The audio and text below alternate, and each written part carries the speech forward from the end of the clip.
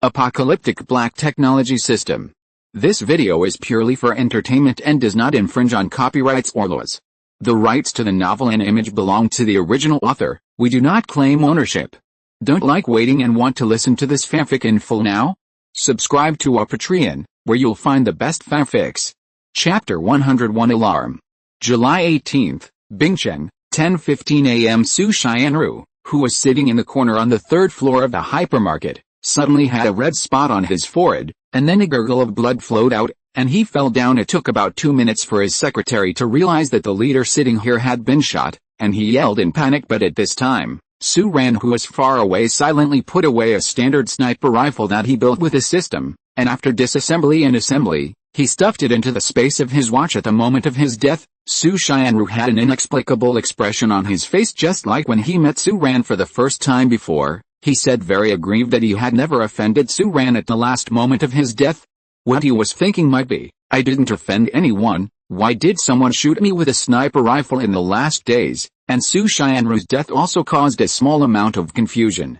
Some people said that it was an enemy before the apocalypse who took the opportunity to seek revenge, while others said that Su Xianru was shot because he offended a soldier in the apocalypse.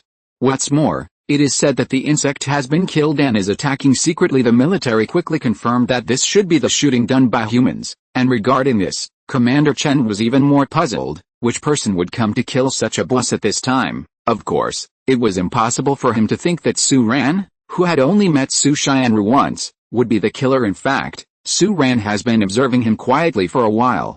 During this period of time, Su Xianru has been using his relationship with the military to take over a lot of survivor management tasks from the regiment leader Chen, and in turn extract various resources from the survivors. At that time, Chen Dongliang acted like a cautious businessman, and his greed remained undiminished. Of course, Su Ran would not be polite, and killed him as soon as possible. May you die early and be reborn early.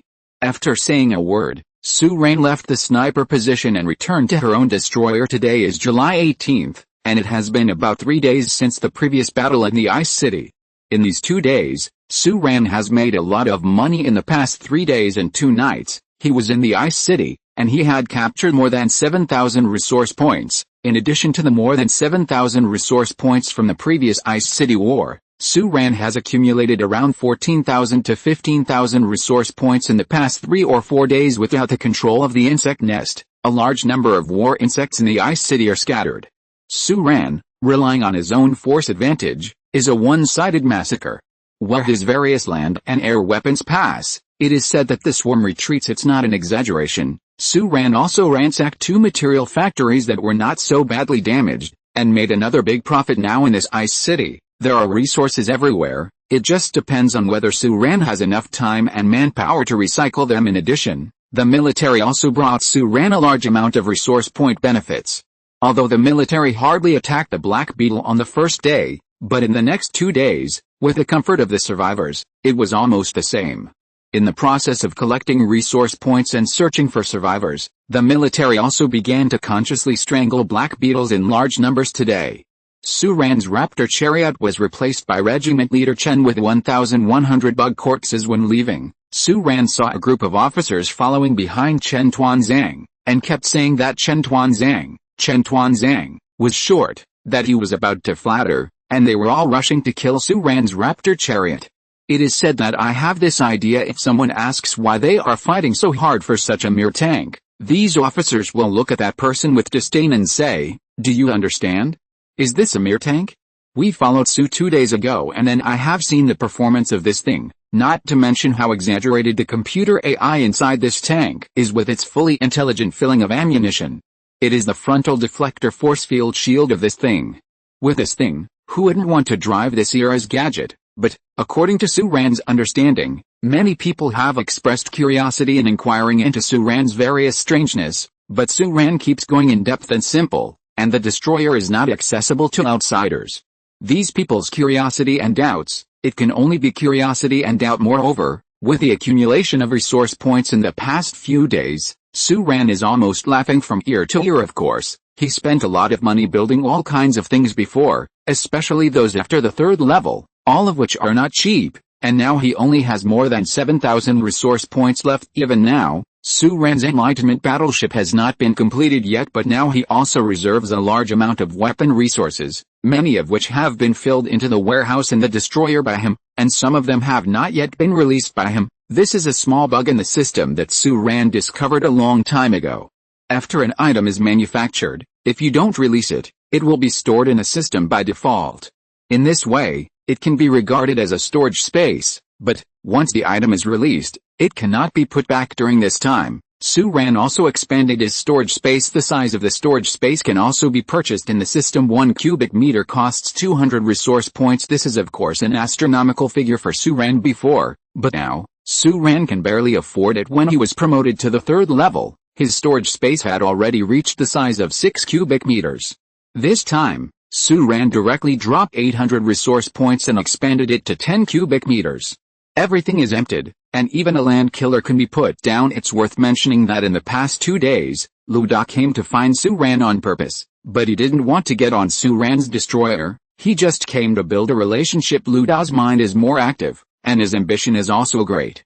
He not only wants to take advantage of Chen Ru, an awakened person, to climb the line of the military, but also wants to build a relationship with Su Ran. Of course, from the current point of view, this relationship may only help him obtain military support from the military and Su Ran more easily, but his ambition is obviously more than that, and then use the current relationship. Therefore, now he is only in relationships, but has no demands. Su Ran saw through this, but didn't say anything, because he also needed such a relationship. He is also a human being, and he is also social.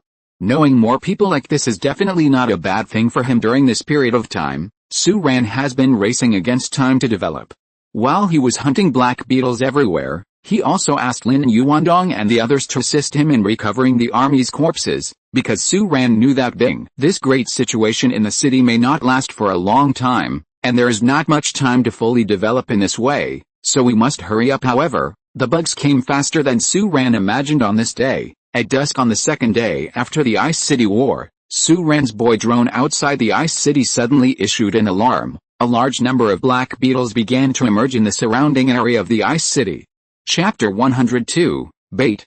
Almost at the same time that Su Ran discovered the situation, the military also learned of the situation. Chen Donglian found Su Ran in person, and showed Su Ran his tactical map in a picture sent back by the drone, saying, "The bugs are forming an encirclement around the Ice City, and their response speed is faster than we expected. Be quick." But Su Ran didn't read the information brought by Chen Donglian at all. He sat on the pilot's seat of his destroyer, moved his fingers a few times, the light flickered, and a huge holographic projection appeared, which was arranged by Su Ran before. The picture sent back by the boy drone in the vicinity of the Ice City. A large number of black beetles are gathering from all directions, spreading around the huge Ice City, forming a huge encirclement circle.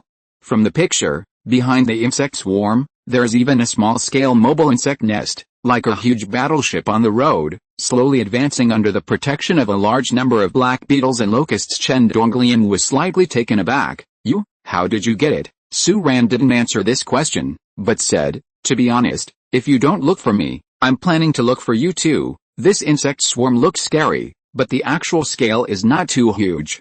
To build a blockade in an area tens of kilometers away from the Ice City, the number of insects required is astronomical, and the total number of these insect nests is only a few 100,000, although this is also exaggerated, but from now on, judging from the current situation, the siege formed should not pose too much threat to us. Of course, there is no doubt that behind this batch of bug swarms, there must be a large number of reinforcements coming from all directions. Although Chen Donglian's situation is not as comprehensive as Su Ran's, he also knows the general situation. Based on his experience, his conclusion is almost the same as Su Ran's. He frowned and said, "These bugs should have been discovered a long time ago. It has already begun to gather, and now it has gathered in a large scale, and it is only when we approach it that it enters our warning range and is discovered by us. These insects are cautious and terrifying.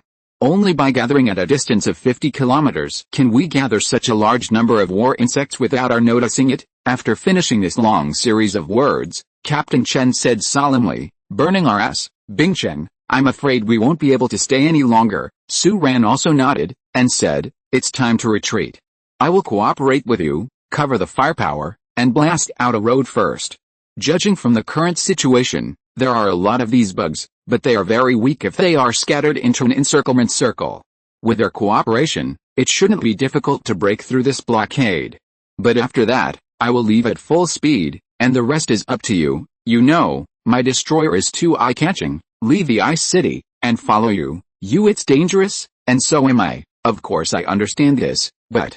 Chen Dong changed the topic when he said this. Su ran, I have an idea. The bug forces outside should not be fully assembled now. The small bug nest, the scale even less than 1/10 of the insect nest in the ice city, it should only be equivalent to a human mobile command vehicle. Can we take it directly from the front, completely disrupt the command system of the insect, and then kill it?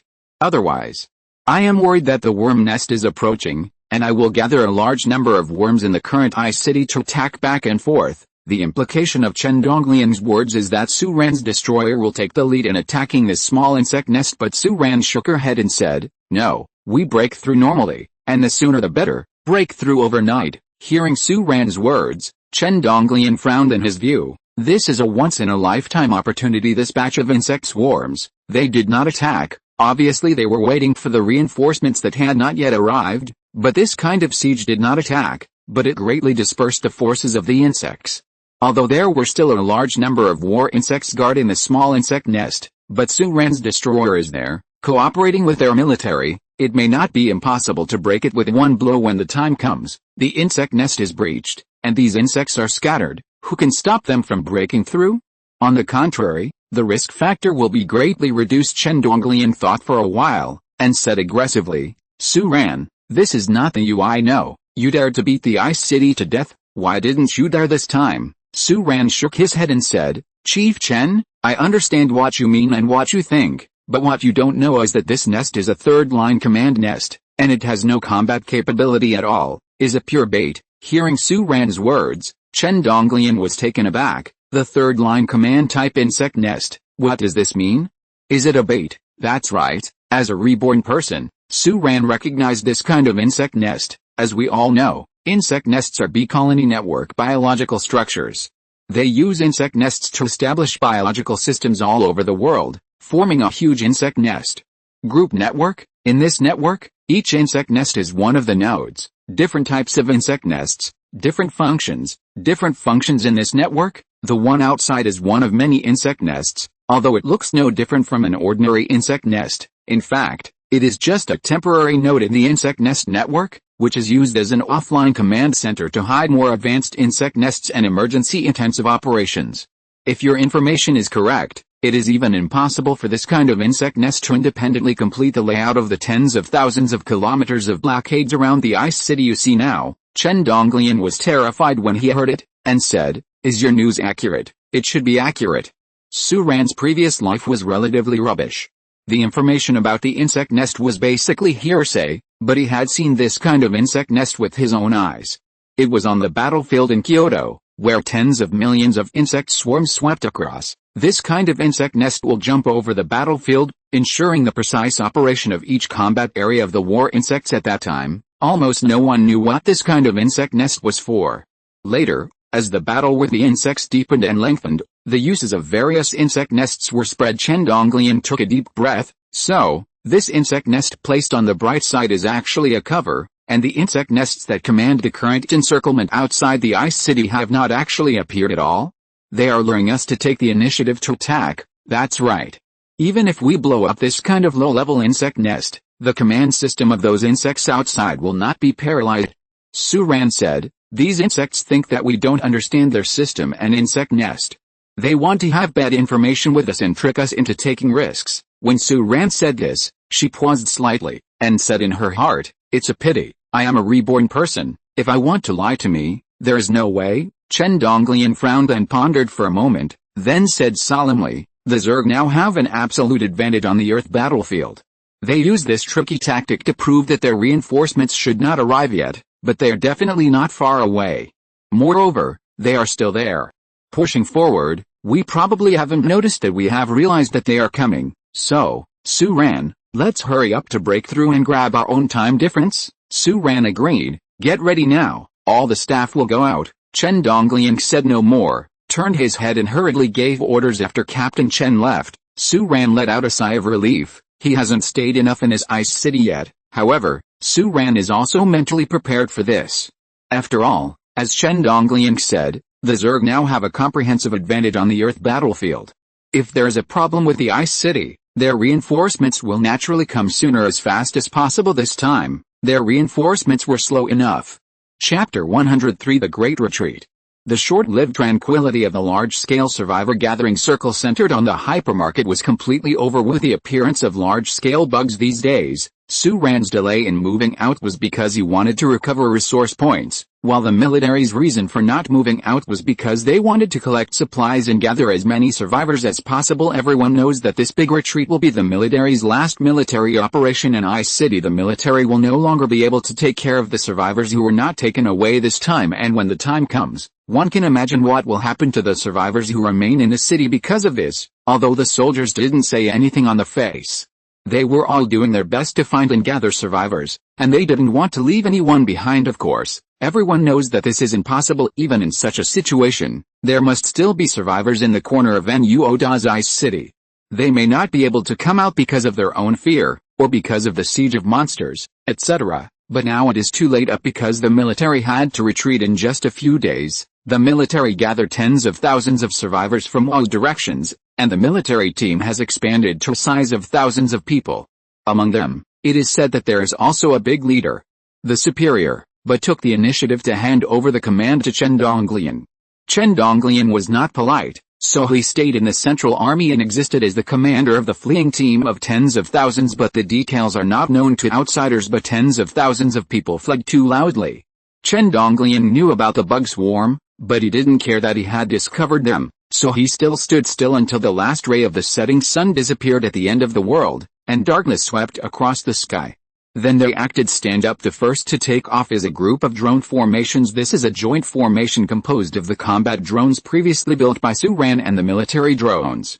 It slowly rises from the direction of the hypermarket, whizzes across the sky, and sails towards the direction of the small commanding insect nest. Decoy will act as a vanguard, pretending to be fooled, and take the initiative to attack the bait at the same time. In the hypermarket, under the command of Chen Dongliang, the huge convoy of survivors who had secretly prepared to flee slowly started to move at this moment. At the same time, the lights of the entire convoy were turned off, led by military tanks equipped with night vision equipment. The huge convoy started slowly. They will break out from the site and attack from the weak point of the selected swarm. At this time, Su Ran was still sitting firmly in the destroyer, and hadn't taken off for a long time. His target is too big, and the combat mission is just to bomb a bloody path for everyone.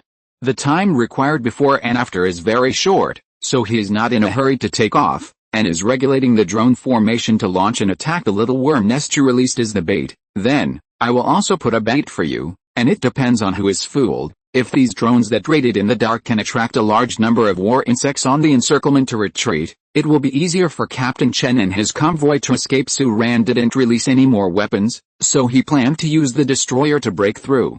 After all, his target was already very big, and if he made some bigger targets, wouldn't it be that the live target, wasn't bright enough? At this time, Su Ran had already recycled all his little brothers into the destroyer. Lin Yuanduang and others, Li Yilin, Zinu, and Yuan Licheng all gathered on the bridge. Besides, there were many important technicians and experts sent by Chen Dongliang. According to Chen Dongliang, these people are the future of mankind, and Su Ran must be asked to deliver them safely to Xinjiang. Of course, Su Ran had nothing to say about this, the importance of experts and science. Of course, he also knows that in this end of the war era, these people who seem to have little combat effectiveness are the most important and precious resources. Therefore, Su Ran did not refuse these scientists to board his own destroyer, and he also planned to use these scientists as a stepping stone for further cooperation between himself and the military. These scholars, together with those recruited by Su Ran himself, and Su Ran's own equipment and various weapons stored inside the destroyer, made his destroyer fully loaded. However, these scientists are good at everything. They are willing to ask questions randomly. For them, this huge destroyer is particularly attractive. Su Ran has no time to take care of them, so let Lin Yuanduang keep an eye on these scholars.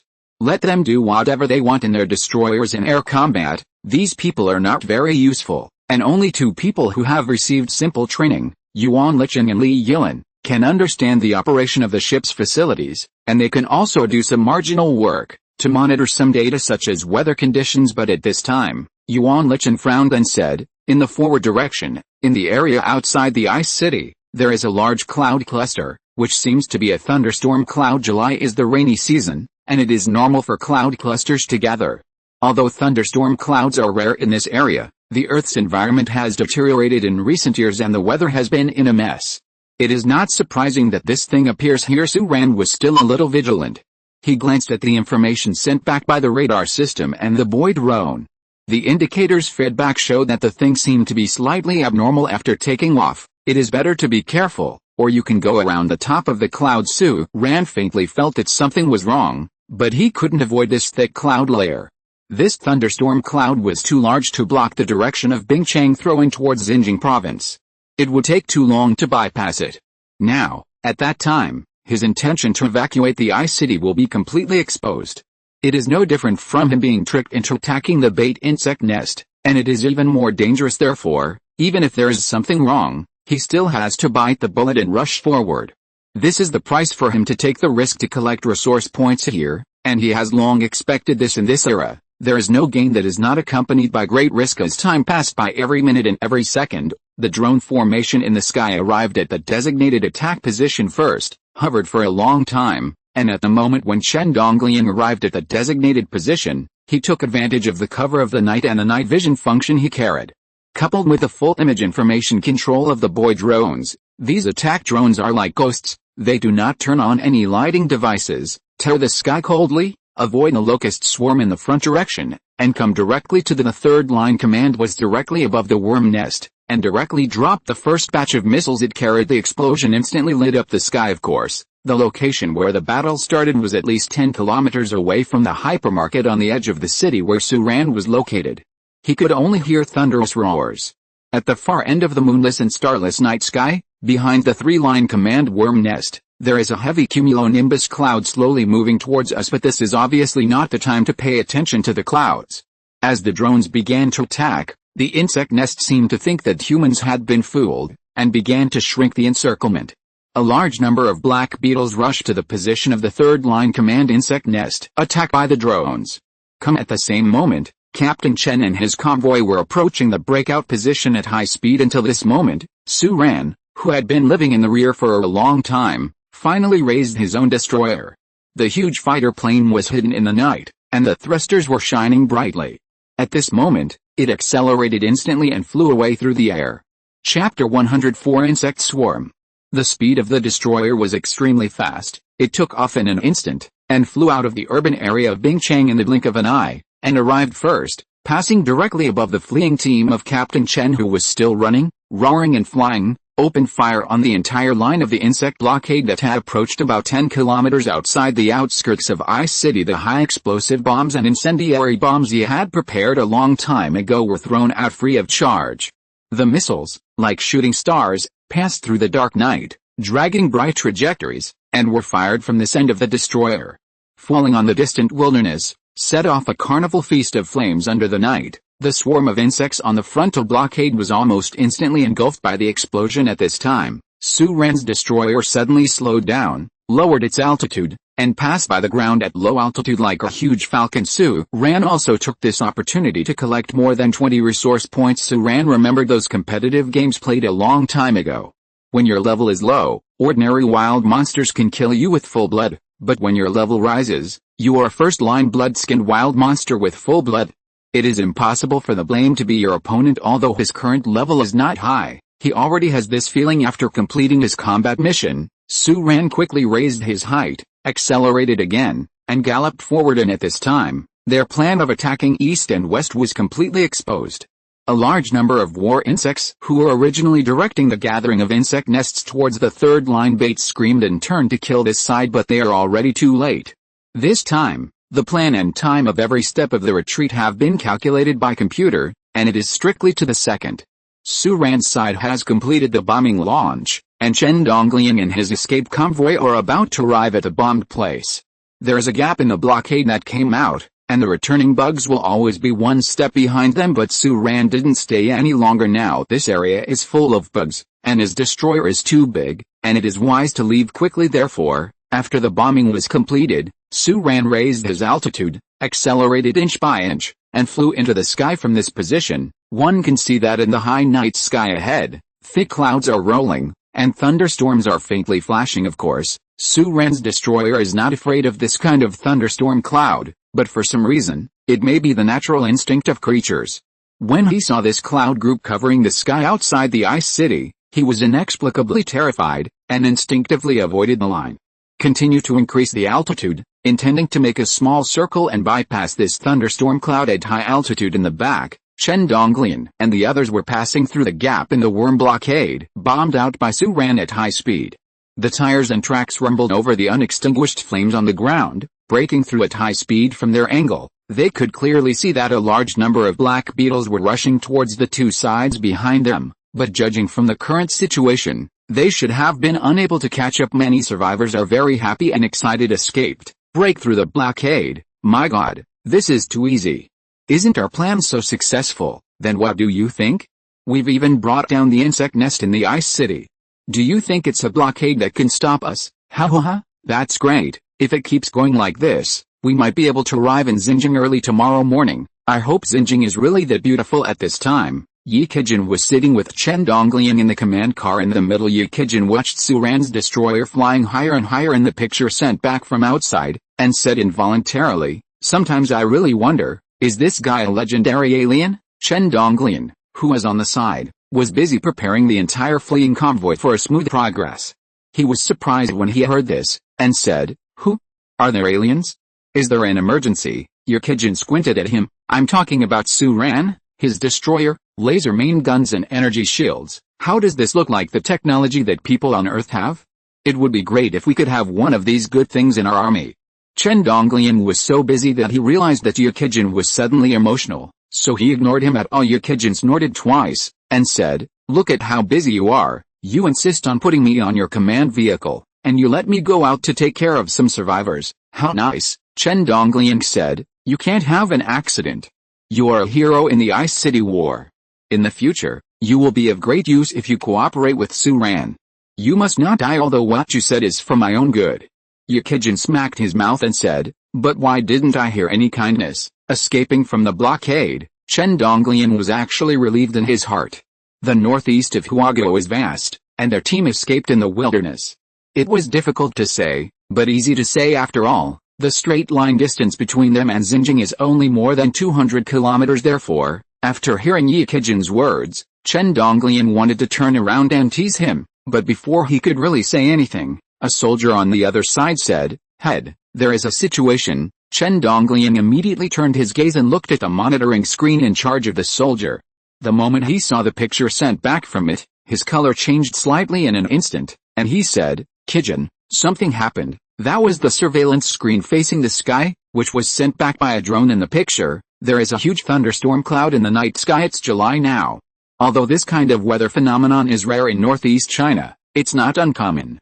They have observed this moving thunderstorm cloud for a long time.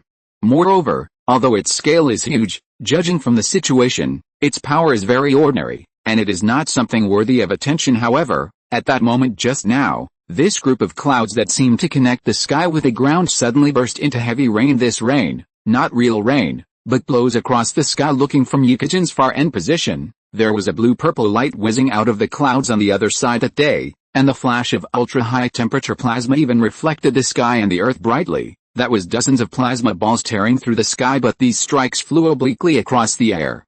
But the target was Su-Ran's destroyer that just met the thunderstorm cloud and was about to circle around. This is the moment when the straight line distance between the two is the shortest. Chen Donglian's pupils were reflected in a bright blue, and he said solemnly, "The main force of the bugs should be in there. P.S. Please collect it.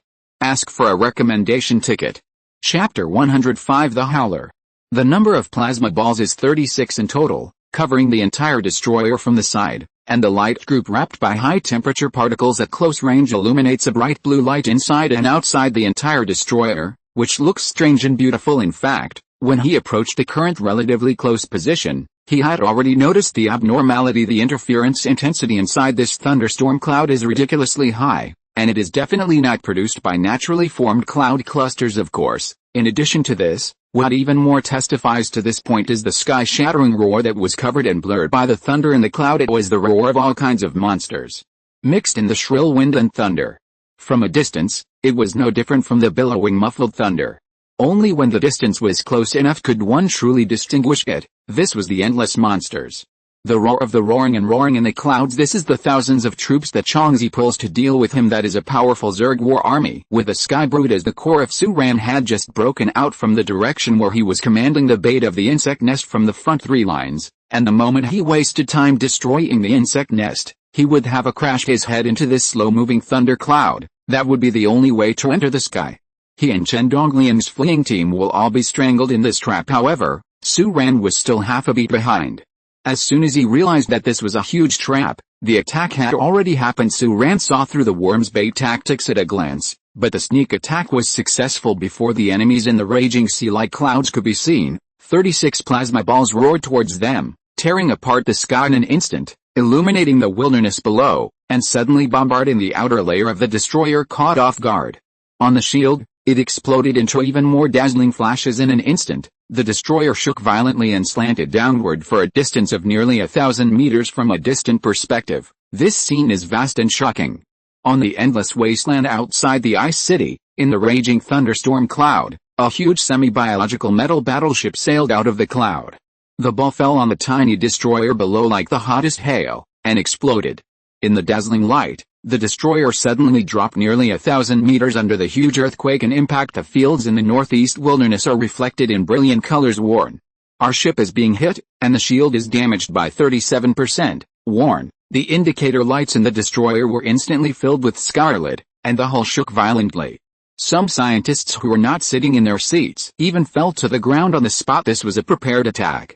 From the moment Su-Ran blasted the worm's blockade, something in the cloud had already begun to wait. It was not until the last moment when Su-Ran approached that he made a sudden attack. 36 plasma all hits, and as the blow ended, the cloud surged, and 3 behemoths were slowly driving out of it. That is also the air-flying unit of the worm nest, a semi-living Zerg ship named by humans as the Whaler. It is shaped like a huge oval airbag of that kind of airship, with a total length of more than 500 meters, above the body. 12 huge heavy-duty plasma cannons are lined up on both sides of its body in turn, like backstabs growing on the body of a giant monster, while the Whaler has a layer of gray-black carved carapace combining scales and steel, which is worthy of compared with a heavy-duty defensive armor. Its back position is supported by an umbrella-shaped structure, which is its biological shield generator, and on both sides of its body, there are 4 huge fin-like biological structures, which help stabilize the figure in the sky, change the course, and along with the skimming in the sky, the sack-shaped body expands and contracts with each breath. Called whale. As far as Su-Ran knew, there was a large cavity inside the Whaler, and there were various equipment inside like a human battleship to maintain their operation and attack. With the appearance of these 3 howlers, the entire land was shrouded in shadows. However, in the thunderstorm clouds behind them, the howling sounds became more and more one after another.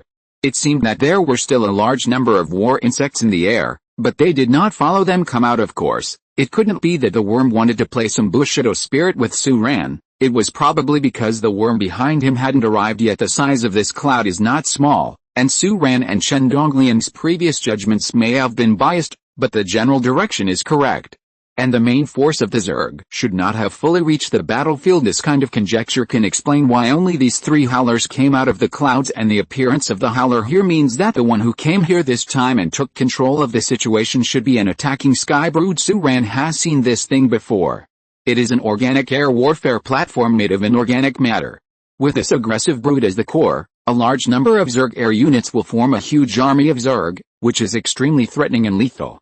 But its disadvantage is that it is bulky, bloated and slow to move. However, in the previous life, Su-Ran had never heard of this thing using thunderstorms to create physical invisibility for itself. Of course, that might be because Su-Ran in his previous life was too rubbish. He had no way of knowing such information. Su-Ran cursed in her heart. There are still so many unconquered human cities, and the new capital city can't even invite a sky brood, so they specially pulled them here to deal with me.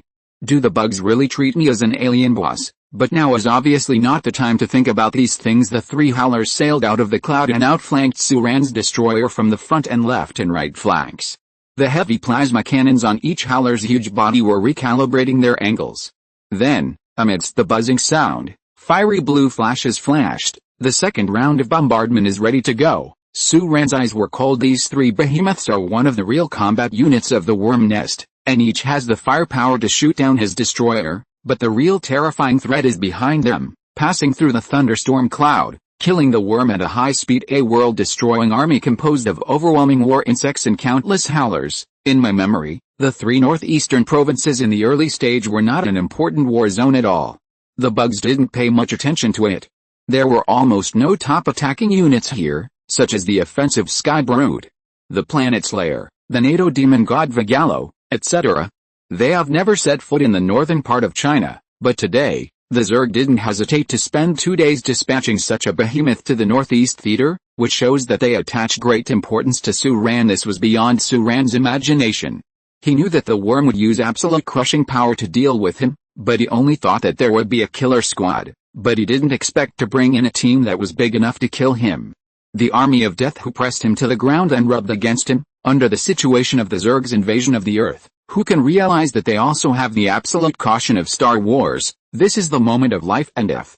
If you take a slow step, you may be overtaken by the larger monster army behind. If it was an ordinary person, he would definitely flee in a hurry at this time, but Suran, he only hesitated for about 2 seconds, then suddenly raised the height of the destroyer, turned 180 degrees in midair, recoiled in the opposite direction, and met the howlers who came up from 3 directions.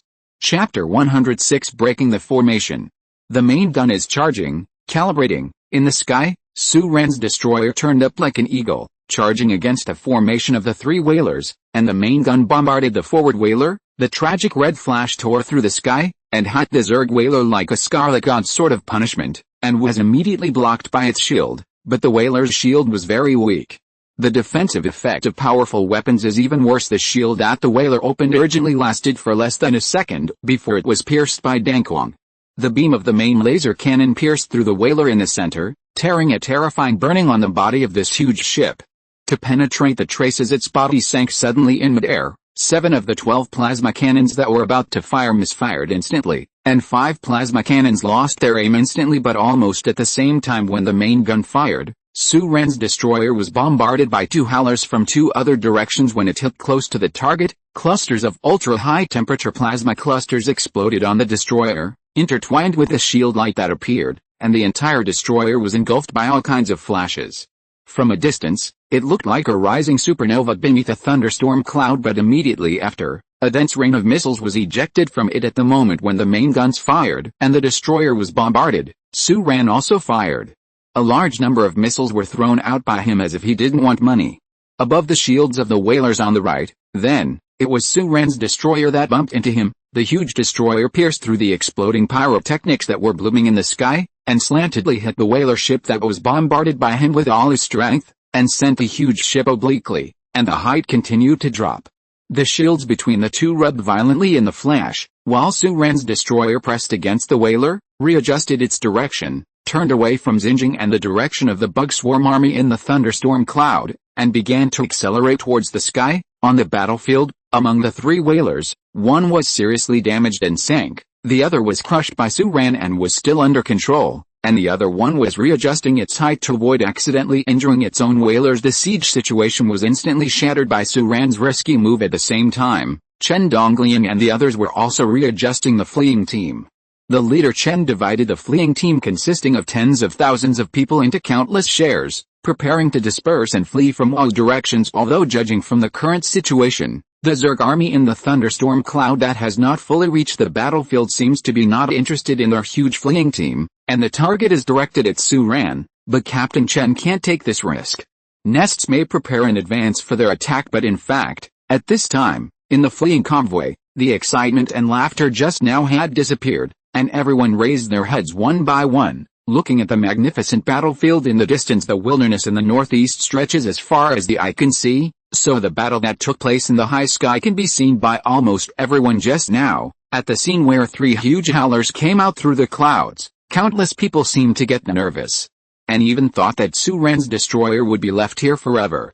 For a moment, people even thought that Su-Ran was going to die. Until this moment, seeing Su-Ran's destroyer unreasonably crash into another whaler, and quickly fled to the far end of the sky, many people were slightly relieved, suddenly realized that if Su-Ran withdrew quickly, wouldn't they be the next danger? Although he had distanced himself from the howler, Su-Ran couldn't get excited. He urgently switched to autopilot mode, stood up, and said, "Yuan Lichen, Li Yilan, have you all learned the relevant driving lessons on the 2 transport planes I prepared earlier? With these scientists, withdraw quickly. The target of the bugs is me. As long as my destroyer is still in the air, you have a chance to escape." Li Yilan was taken aback when she heard the words, and said, "Haven't we already withdrawn?" Why, as if responding to her words, the sky outside the porthole was suddenly illuminated by light again. At this moment, a larger number of plasma balls were ejected from the thunderstorm cloud. That's more howlers who haven't sailed out of the thunderstorm cloud and are firing in the cloud. The effective distance of the plasma cannon can reach hundreds of kilometers. The insect nest didn't fire before. It was because they waited for Su-Ran to crash into their encirclement, not because they couldn't hit Su-Ran. Now that the bug's strategic plan has been fully exposed, Su-Ran wants to leave here in a destroyer. It is even more difficult. This round of bombardment, it can be seen that the distance is not close. A large number of plasma balls fell into the air, and only a few plasma balls bombarded Su-Ran's destroyer, but there were at least 100 plasma cannons fired in this round. So the few plasma cannons that hit the destroyer are only relative. Warn. The shield system is offline. Warn. The right wing of the hull was severely damaged. Warn. Warn. Sirens sounded one after another, and the destroyer was tilting uncontrollably. The hull was vibrating violently. Su-Ran said in a deep voice, "Go. Go quickly. These scientists are talents of the country. There is no need to be buried here with my destroyer, and you are my people now. Follow me. The same as the plane crash, and it is also a burden. Go to Xinjiang first, and wait for me to go back." Li Yilan gritted her teeth, and she didn't say another word. Although women are not natural fighters, she understands that this is the moment of decision, not the time of hesitation. Yuan Lichen said in a deep voice, "If I can reach Xinjiang alive, I will open the situation for you when you come here." At this moment, the expression on Yuan Lichen's face was surprisingly calm. Just like the one when Su-Ran saw him for the first time in the Ice City hypermarket a long time ago. Su-Ran suddenly realized that it was not how calm this person was, but because he was full of ambition. Su-Ran took a deep breath and said, "There are 2 dark energy armors in the transport ship. You can deploy them as you like." Li Yilan nodded deeply, and began to greet other people, and walked to the rear warehouse in the violently shaking destroyer, preparing to board the transport ship. And at this moment, the destroyer oscillated violently again, and the sirens sounded together. Warn. There are unregistered creatures invading our ship. Su-Ran came to the front of the console, and found 5 round meteorite-like objects flying over like shells. 2 of them passed by the destroyer and fell to the ground, while the other 3 hit like comets. Like the Earth, it hit the destroyer. He was able to talk to Li Yilan and the others just now, but it wasn't because the bugs lost their connection for a short time due to their kindness. It was because they wanted to send worms to board the ship. Chapter 107. Accelerate. Accelerate. It was a Zerg combat unit that Su-Ran had never seen before. The plasma balls tore through the destroyer's shield system, and they came roaring when it was in a contracted state. It was a huge ball with a diameter of 6 to 7 meters. Its outer shell was extremely hard. The metal blades are scattered on the surface of its sphere. No matter from which direction the sphere is viewed, there are 2 spiral blades. The overall feeling is very delicate. This kind of look and feel is very strange, and the spherical monster is different from any Zerg that Su-Ran has seen. It does not have that ferocious and ugly feeling, nor does it have any theoretical biological organs. Instead, it has a delicate and perfect feeling. But Su-Ran didn't have the time to marvel at the exquisite structure of this thing, because immediately after that, the 3 spherical monsters that landed on the destroyer suddenly started to operate. Their bodies turned like tops, and the blade legs on them, I don't know what it was, what kind of material. The alloy armor plate on the outer layer of the destroyer rolled all the way, in the sparks of intense friction, found a gap in the destroyer blasted by the plasma ball, plunged into the interior of the destroyer, and began to destroy the relative fragile interior structure at the same time. From 3 directions, they rushed towards Su-Ran's bridge at high speed. Rolling all the way at high speed, all the roots and corridors along the way were smashed to pieces by its blade like a meat grinder. Alarms are everywhere in the destroyer. The on-ship land killer created by Suran was urgently dispatched by him to intercept this incredible and powerful sphere monster, and he realized that these worms don't seem to want to simply blow up Suran and his destroyer to pieces. What are they doing? Are they trying to dissect the destroyer and themselves in the destroyer? Suran didn't know, but he realized that this was a once-in-a-lifetime opportunity. Suran sat back on the main driver's seat and continued to stabilize the figure of the battleship. Looking back from his position, he could see a large number of migratory locusts roaring out of the huge thunderstorm cloud behind him, the Legion of the Swarm. It is approaching step by step, and Suran was starting the high-power electromagnetic thruster that his destroyer hadn't used yet. This is designed for the short-lived space battle that destroyers may encounter. It can not only support the short-term interstellar voyage of destroyers, but also help destroyers penetrate the atmosphere and break through the Earth's escape velocity in a very short time. It can boost the destroyer to reach a terrifying high speed of 11.2 to 11.5 kilometers per hour for a short time. This is the first time Suran has used it. With the activation of the high-power electromagnetic thrusters, there was a huge humming sound in the battleship, and the hull was shaking violently. Warn. The hull structure is unstable. Warn. The structure of the hull is seriously damaged in many places. Using the current thrusters may cause the entire destroyer to disintegrate. Suran ignored these reminders at all. He glanced at a monitoring screen inside the ship. In the screen, a huge land killer was attacking the spherical monster. The two met in the fragmented passage in the destroyer, and the land killer's large caliber 6 rotation Vulcan cannon instantly spit out flames of death. But these bullets, whizzing out with terrifying kinetic energy, hit the body of the exquisite spherical monster. As soon as it hit the ground, it was instantly bounced away, turning into a ricochet and flying around in the passage. There was a crackling sound, and sparks splashed everywhere. The spherical monster was also severely hindered by the dense shooting. But then it sank suddenly, tearing the structure of the corridor to pieces, cracking and collapsing, and the cumbersome land killer also sank down and went off in an instant. While the sphere monster took this opportunity to escape from its side, all the way the entire destroyer was howling, and this thing was smashing the interior of the destroyer into a pot of porridge, just like it blasted the interior of the Ice City worm nest into paste. It doesn't need to be activated by the electromagnetic thruster, and if it is dragged on, this thing can smash the destroyer to pieces. At this time, Li Yilin and the others were also connecting with Suran. We've already boarded the transport plane. What's that sound? From Li Yilin's position. Not only could they clearly hear the roar of the electromagnetic thrusters, but they could also hear the cutting sound of the sphere monster tearing apart the battleship. I'll throw you out of the destroyer in a moment.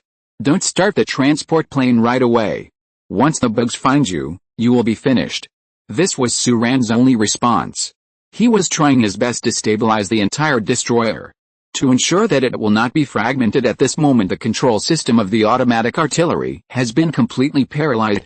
Suran threw a large number of jamming bombs backwards, and the various drones inside the destroyer were thrown out by him first. Then, the high-power electromagnetic propulsion suddenly released an incomparable roar. At this moment, Suran's destroyer accelerated. In the bleak night sky, the destroyer dragged billowing smoke and thruster flares tearing through the smoke, accelerating, accelerating, accelerating. Destroyer ships are getting faster and faster, faster and faster. At this moment, the hull of the ship was brightly lit up.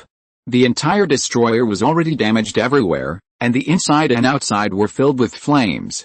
At this moment, it accelerated suddenly, rubbed against the air violently, and there were wind howls everywhere, and the flames wrapped the entire destroyer in it, making it look like a huge phoenix rising from nirvana, dragging brilliant flames from far away. In the process, Suran was sizing up and throwing out the contents of the destroyer: ammunition, materials, drones docked in the ship, Nightingale aircraft, and the 2 transport planes. Many of these things were prepared by Suran for entering Xinjiang in the future and spent a lot of resources to build them, but now he has thrown them away. This is war. This is the end of the world. You must make all preparations for a battle that may break out at any time. But what you prepare may not really come in handy, because you never know when a battle will break out. What kind of battle situation will they face again? The mass of the destroyer is getting lighter and lighter, but its speed is getting faster and faster, like flames and lightning sweeping across the sky. Suran didn't dare to fly to Xinjiang, because at the current stage, Xinjiang couldn't stop such a hive army, and he didn't dare to fly backwards. Because Chen Donglian's fleeing army was behind him, so he could only fly obliquely to the boundless wilderness. The burning ship schemed the bleak sky. Suran's idea is very simple. His destroyer is doomed, and he must do his best to ensure the survival of others. For Suran, the destroyer crashed. He still has the coming soon to be built, a lot of advanced equipment that has not been released, and a large amount of unused resource points. He was defeated today, a destroyer with a batch. He can afford to lose. Since the Sky Brood is biting me, I will turn around and hold you back. A strategic level Sky Brood and a huge army were dragged in the northeast, and the impact on the entire Asian war situation was self-evident from this day on. The war situation in the entire Asian region will undergo tremendous changes. The destroyer was whining overwhelmed, the alarm system was paralyzed, and Suran was preparing for an emergency escape with a dark energy armor. He might be able to survive the crash. At this time, the insect nest also seemed to realize that Suran was about to escape, and dense plasma balls shot out from the thunderstorm cloud. As if he had given up on the original plan, and wanted to wipe out Suran's destroyer in the air. Annihilation, however, at this moment, before the plasma ball arrived, the destroyer, which had flown more than 10 kilometers in a few seconds, disintegrated in midair. Brilliant fireworks. Chapter 108 The Weird Village. The destroyer was shattered into pieces in the distant sky, its huge wings were burning and broken, its huge body continued to fall obliquely forward under inertia, and finally fell at the very end of the field of vision. Along with the crash of the destroyer, the thunderstorm group in the sky also began to readjust its direction. All the locusts and howlers who had roared out of the thunderstorm group were engulfed in it again, and they all headed in the direction of Suran's crash. Moving, it seems that the swarm will never give up on Suran, and they are bound to win. Shadows are flitting across the land. Li Yilan's transport plane followed and landed on the ground below. It seemed to be no different from other debris thrown out by the destroyer, and the shadow passed over their heads. Li Yilan's gaze stayed on the direction where the destroyer fell, unable to take her gaze back for a long time. She unconsciously used a lot of force to grab Xinyu's hands. Xinyu raised his head, looked at her silently, but didn't say anything at this time. On another transport plane, Yuan Lichen was ordering everyone to keep silent because at this time, some migratory locusts were flying down from the clouds in the sky, as if they were checking the things thrown down by the destroyer along the way. At the same moment, in the distance, among the scattered fleeing convoys, Yukijin's pupils still reflected the last ray of light from the crashed destroyer. Even with a wide field of vision, they could only see a little afterglow at the end of the sky, but that's enough. He gritted his teeth and said in a low voice, "Leader."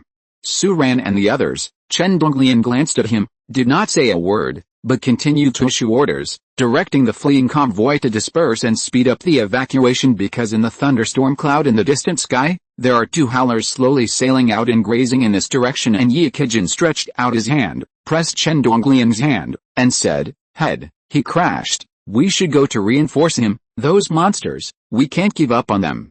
We should go to reinforcements, they need our strength.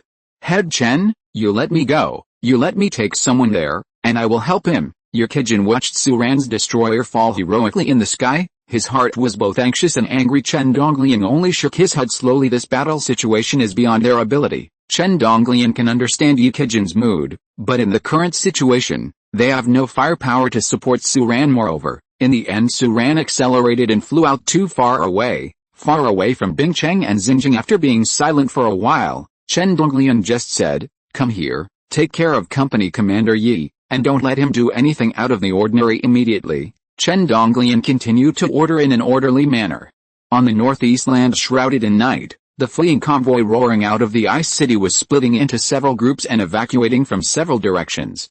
They would not turn back. Same moment the destroyer crashed into a cornfield, and the wreckage was distributed within a range of about 2 kilometers.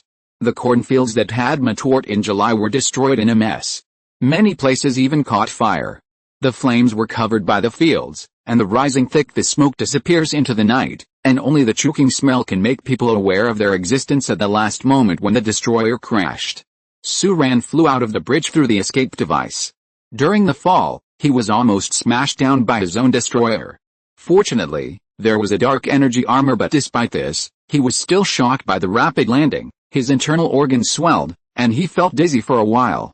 Suran stumbled forward 2 steps, his eyes darkened, and his head was stuck in the cornfield. This time, Suran could clearly feel that the dizziness became more serious, as if a voice said in his mind, "Go to sleep. Just rest here for a while." But Suran woke up vibratingly immediately. He cannot stay here. The bugs regarded him and his destroyer as targets, and were looking for him everywhere. If he didn't hurry up and leave now, the distance advantage he had just managed to open with the electromagnetic thruster would be gone. Moreover, the destroyer crashed, and the three-headed spherical monster didn't know whether it was dead or not, and it might come here at any time. Failure is not terrible, injury is not terrible, it is terrible that you do not have the will and courage to go on. Su-Ran stood up from the ground, and with the help of the increase of the dark energy armor, she stumbled forward. A thunderstorm cloud in the sky is continuously lowering, and the flashes of thunder and lightning illuminate the sky and the earth again and again. It is slowly moving over. Here it came to eliminate the threat in the northeast. Unfortunately, Su-Ran was exactly this threat. The attack on human cities has always been carried out step by step by the Zerg. In the previous life, they did not rush to destroy the new capital, nor did they call in a sky brood. Judging from the current situation, it can be seen that the Zerg have regarded Su-Ran as the number one threat, is still the one that will be destroyed at all costs once it is discovered in a short period of time. If he is not sure, his destroyer or Kaiming will not be able to take off easily. The cornfield in the darkness was deep, with only the faint light of fire jumping far and near. Su-Ran could only judge his escape route from the direction of the thunderstorm cloud in the distant sky. He wanted to go away from the direction of the bug swarm army. There is a rustling sound in the cornfield, that is the sphere monster is moving in it, looking for and confirming something. This group of bugs chased him like crazy. What exactly did they want to confirm? Su-Ran didn't know. He only knew that hearing the sound meant that the sphere monster was not far away from him, so he gave up the idea of using transportation, and planned to use the cover of darkness and cornfields to evacuate from the crash zone first. After stumbling in the cornfield for an unknown amount of time, Su-Ran's eyes suddenly lit up. He walked out of the cornfield. Behind the mounds beyond the cornfields lies the neighboring small village. Su-Ran hesitated for a moment, and at this moment, at a position closer to him, he suddenly remembered a sharp and piercing sound accompanied by the sound of a large number of corn stalks falling down. That was the sphere monster coming up. Seeing this, Su-Ran no longer hesitated, and planned to pass through the village and use the cover of the buildings in the village to get rid of those fast-moving spherical monsters. At that moment, he moved at a high speed and entered the seemingly poor village. Within a few meters, the door of a house opened on the side, and an old man waved to Su-Ran. "Come here." It was a very simple sentence, but Su-Ran didn't know why, so she actually walked over and hid in the house with the old man. It was pitch black inside the house, and visibility was extremely low. The old man led Su-Ran to sit down on the kang in the back room, brought a cup of tea tremblingly, and said, "Young man, I am the secretary of the village party committee in this village." "You are." The light in the room was extremely dark, and the old man brought the water to Su-Ran, but in the darkness, he could only see the outline of his withered face like a skeleton. Su-Ran always felt that something was wrong, but he couldn't think of what was wrong, so he took the cup of tea handed over by the other party, and was about to take a sip. But at this moment, his all-powerful black technology system, which usually rarely made a sound on its own initiative, suddenly an icy notification sounded. "Host, you are in the pheromone that exceeds your current physical limit. Your consciousness is being invaded, the system has been threatened, and you will be forced to intervene." Accompanied by this promotion, Su-Ran only felt a sudden sharp pain in his head, and he woke up instantly. He first looked down and found that the teacup in his hand was actually a modeled old enamel cup from the last century, and it was printed with a certain letter who was blurred, and where there was a drop of water inside. Su-Ran instantly felt an unimaginable sense of horror, and instantly drew his gun, and the skeleton-like old man in the shadow opposite him was surprised when he saw this. "Impossible, you are not human." If you're listening to this novel on a channel other than Fanfic World, it means they downloaded and uploaded it without effort. We cordially invite you to visit our channel, Mundo Fanfic Novelis. There you'll find the original version of this story, and you can explore many other novels of various genres. We're waiting for you to immerse yourself in a world of incredible novels. Chapter 109. Su-Ran found herself standing in a wheat field, surrounded by nothing but the low chirping of insects and the sound of the wind blowing across the ground. The night was gloomy and bleak, and the sound of thunder wafted from far away in the wilderness. The little village is gone, the cornfields and debris from the crash were gone, even thunderstorm clouds. Su-Ran searched around, only to see the thunderstorm cloud that seemed to be the Sky Mother's nest in the sky far behind. It was flashing slightly at the far end of the night sky, almost invisible. But what's going on? Su-Ran's memory is only that when he entered that weird small village, an old man who claimed to be the village party secretary took him into the house to drink tea, and then, the system issued a series of notification sounds, and then he drew his gunshot. The old man said something after that. He doesn't remember. Su Ran lowered his head to check, and found that his hard and powerful dark energy armor was full of scars, and even seriously damaged in many places. When he drew the gun before, he should have held a pistol in his hand, but now he's holding it in his hand. But it was a bolter, burning pain all over his body, and he felt like he was overloaded after fighting for a long time. All of this symbolized that he had just experienced a bloody battle, but he had no memory of it. What was even more surprising was that he checked the time. When he took off in the Ice City, it was around 5:30 in the evening on the 18th. The time turned out to be the night of the 20th. This time is the precise timekeeping of the watch, and it will never be wrong, so that means he lost 2 full days of memory. Su Ran said, "System, what just happened?"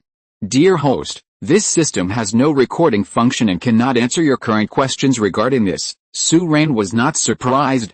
As early as the day the system came, he knew that the system's AI was not high, and there was no memory function. However, Su Ran confirmed that 2 days had passed, and several things he was manufacturing in the system, such as the Kaiming battleship, were still under construction, and the remaining manufacturing time was the same as before Su Ran crashed. "The last time I watched it was almost the same." It seemed that those 2 days were completely fake days. The more Su Ran thought about it, the weirder she became. He remembered that the system said something about excessive pheromones and consciousness invasion in many people's minds. Pheromones are just like perfumes. If it is too outrageous, it may be related to pornography, but in fact, this thing is far more powerful than it. Pheromones, it can affect people's behavior, emotions, and even psychological mechanisms. For example, one moment you just want to eat a meal in a restaurant, and the next moment you are affected, you may stand up and go to the back kitchen to kill the chef and cook with the chef's meat. A feast of human flesh, and in your psychology, this is something you want to do and think is very common, but pheromone and consciousness invasion should be 2 concepts. This experience is like a horror movie, but Su Ran was shocked and wanted to go back to find out. He doesn't believe in demons, ghosts, and snake gods. The weird imaginations that he can't understand are often scientifically justified. That small village is extremely weird, but there must be some secrets. However, the current situation clearly no longer allows it. Su Ran can only suppress this matter first, intending to confirm her position before making any plans. Su Ran planned to go to Xinjiang as soon as possible. Taking advantage of the Sky Brood still stationed here, he returned to Xinjiang first, where he urgently formed an army. With the help of the military in Xinjiang and his own black technology facilities, he should be able to swallow the Zerg sky in one go. "Brood, if you dare to come and find me in the northeast, I will let you come and go." Su Ran thought, "I can't beat you with 1 man and 1 ship. Wait for me to pull up an army and see who can beat you." But for the time being, Su Ran didn't dare to act rashly anymore. If his large warships were launched into the sky casually, they would definitely attract the Sky Brood and overwhelming war insects immediately. However, Su Ran soon found embarrassingly that it was difficult to locate the location. He used the equipment built by the system to invade the satellites that might be nearby to locate his current location, but he searched around and found that there was no place in the sky. There are no satellites. Su Ran could only launch a patrol drone, go to the front to check the situation and see what's around. Now he has a lot of heavy equipment in his hands, such as small drones, manned aircraft, etc., but almost none of them. Su Ran didn't make many people for these things before. After all, he didn't have so many pilots. There is no point in making them, and the few that were built were all thrown into the destroyer. With the crash of the destroyer, almost all of them disappeared. Thinking of this level, Su Ran couldn't help but think of Li Yilin and the others. She didn't know how they were doing. Whether they could arrive in Xinjiang smoothly, and Captain Chen and the others. How are they doing now? Moreover, that guy Yuan Licheng also said that he would help him open up the situation in Xinjiang first. Su Ran was really curious and looked forward to it. How would that guy open up the situation in Xinjiang? Su Ran first took out a brand new set of dark energy armor from the storage space and put it on, and glanced at the watch. There were still more than 7 resource points. He took a deep breath, prepared for a while, and then moved again. While urgently building an off-road motorcycle in the system, he moved forward following the screen sent back by the drone passing through this wheat field. I walked about 3 or 4 kilometers further, and in the picture sent back by the drone farther away, a small city appeared. Su Ran lowered the height of the drone and barely confirmed it in the dark. This is the boundary of Aodong City. Su Ran was still taken aback by this. As far as he knows, Aodong City is in the northeast mountainous area of Xinjiang province, even reaching the hinterland of the Changbei mountain area, and the straight line distance from Bingchang to Aodong City seems to be farther than to Xinjiang. The warship flew by, and it looked like it was going out 100 kilometers at most. Why did it come here again all of a sudden? Did I sit on the portal? Is that village the legendary black hole on the planet? If one survives, there will be future fortune. Suran had been obsessed with this place before, but unexpectedly, she came here in a wrong way. Aodong City is one of the most famous iron ore producing areas in Xinjiang province. This is all resources. Suran's eyes suddenly brightened, and he immediately raised the drone, planning to patrol the surrounding area for a while to see if there was a large swarm of black beetles outside, and then headed this way by himself. At this stage, there should not be so many insect nests in the world. For such small and medium-sized county-level cities, the insect nest still cannot be taken care of. Generally, there is a large insect nest in the wilderness. The range covers these fringe towns and villages, so in this kind of area, the wilderness is more likely to encounter a large bug swarm. During this process, Suran sat down on the ground, took out all kinds of miscellaneous food from the storage space, and ate them whole. In this way, he looked like a refugee among refugees, and the drones did find something. It was a location on the outskirts of Aodong City. In a huge church, a group of humans were fighting a bloody battle with a group of black beetles and slayers. It seemed to be a mixed army of soldiers and police officers, lacking heavy weapons in their hands, surrounded by more than 20 black beetles and 34 slayers. Retreating into the cathedral little by little, Suran hesitated for a moment, then threw out his motorcycle, armed with weapons and equipment, and began to approach this site. He not only wanted to collect these resource points, but also wanted to ask these people about the specific situation in the urban area of Aodong City. What he didn't know was that at this time, behind him, about a few kilometers away, there were two spherical monsters walking in the wilderness of the night. Relying on a special way to confirm the direction and constantly adjusting the direction of travel, but from the position, it has been approaching Suran's position. Chapter 110. The Burning Church.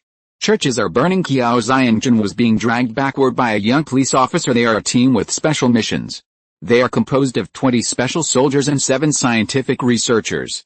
They went to the Changbei mountain area to collect important data. About half an hour ago, their convoy was discovered by black beetles in the wilderness and was attacked, was chased all the way, retreated all the way, fled here, and lost 7 or 88. Qiao Zhengmin is the sniper in the team, carrying the most powerful individual sniper equipment in the team. In the previous secret advance, he had quietly and severely damaged many black beetles. However, in the battle just now, his right leg was torn apart by the sharp knife foot of the slayer coming up from the darkness, and the flesh and blood rolled up, and the bones were almost visible. His observers paid the price of their lives for protecting him. He fell and could only be led back, and the heavy sniper equipment had to be abandoned. They retreated all the way. This church was their last line of defense. Black beetles and slayers attacked from all directions, and the combatants on their side were getting fewer and fewer. However, what they didn't expect was that there were a group of survivors in the church.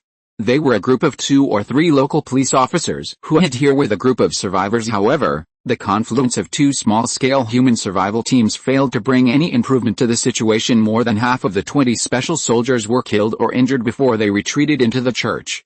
The remaining soldiers handed over the seriously injured Qiao Xiangjun to the police officers behind, and built the last line of defense outside. But as time went by, the gunshots became weaker and weaker, but the wailing of the monsters continued one after another. The lawn outside the church was ignited by flames, but the air was filled with a stench of black beetles' corrosive slime. The last soldier was impaled by a slayer outside the church door. The multi-legged monster rushed out from the corner where it had been hiding for a long time through the gap of the soldiers reloading, and clung to the opponent's body like an octopus, cutting off the soldier's right arm, holding the gun with one leg, and the other leg piercing into the warrior's flesh and blood. The sound of blood rushing was like a faucet that was about to stop, but at this moment, blood flowed out. The other knife legs of the slayer shredded the thick wooden gate wrapped in iron sheet behind it. And the dying warrior who was pierced by it fell into the church with a white oak floor. And behind this slayer, there are 3 or 4 slayers approaching at high speed. People on the first floor panicked, but the soldier who was defending the collapsed gate was still alive. His right arm was severed from the elbow, his belly was cut open along the ribs, and blood flowed all over the place, but he did not die. Howled, not howled, because he still remembered his mission and goal: defend research experts. With his remaining left hand, he pulled out the safety pins of the 3 unused tactical grenades mounted on his combat uniform one by one, raised his head in the last few seconds before the explosion, and rushed to Qiao Xiangjun, who was deep in the church. Smile slightly. That smile seemed to say, "Sorry brother, I'll take a step first in such a battlefield. The first injured person will be treated as the wounded and protected by everyone. When the battle evolves to a fierce stage, there will be no such thing as the wounded." Looking at this scene, Qiao Xiangjun almost gritted his teeth. Tactical grenades set off a monstrous flame in the nave of the church. The sound of the explosion was deafening. The bodies of the slaughterers at the main entrance were instantly engulfed in flames of anger, as if it was the last cry of the dead soldiers. Qiao Xiangjun avoided the impact of the explosion and the broken pieces in the concave walls on both sides of the altar. At this time, the survivors and the scientific researchers they were protecting had all withdrawn to the top, and the last remaining police officer pulled Qiao Xiangjun to bring the soldier up to the second floor. But Qiao Xiangjun pressed the opponent's hand. "Backhand, I won't run away." The police officer was slightly stunned. Amid the loud explosion, he seemed not to hear clearly what the bloody soldier in front of him was saying. However, Qiao Xiangjun was leaning on the wall and standing up, pushing the police officer to the back of the building, standing up straight with bony legs, rechecking his guns and ammunition, as if the whole team had played countless times. Same time his comrades in arms are dead. The 7 researchers they protected are still alive. Qiao Xiangjun couldn't bring them out of the predicament alive, but what he could do was, when his special operations team was wiped out, none of their mission targets died. As long as their squads survive, those they shelter will never bleed to death. This was stupid persistence, but it was the last thing Qiao Xiangjun could offer. They are all dead, so what's the point of him struggling? He wants to go into the soil with a stupid pride and find his comrades. He only wished that the meeting at that moment would be without death or disaster. Flames were spreading along the white oak floors, and the wooden pews in the nave were blown to pieces. The soldier turned his back to the altar, dragged his injured leg and stood still, his chest raised inch by inch. His back was very, very long under the light of the fire, and at this moment, he heard gunshots outside. At the same moment, Su Ran also heard gunshots. In fact, he was too far away from the location of the church, and he discovered it too late. When the big explosion happened in the nave of the church, he cut into the battlefield with a thunderous posture. He took out a brand new firearm he built, called a Darkside Thor's individual beam energy transforming gun, which has 2 modes of rifle and sniper rifle.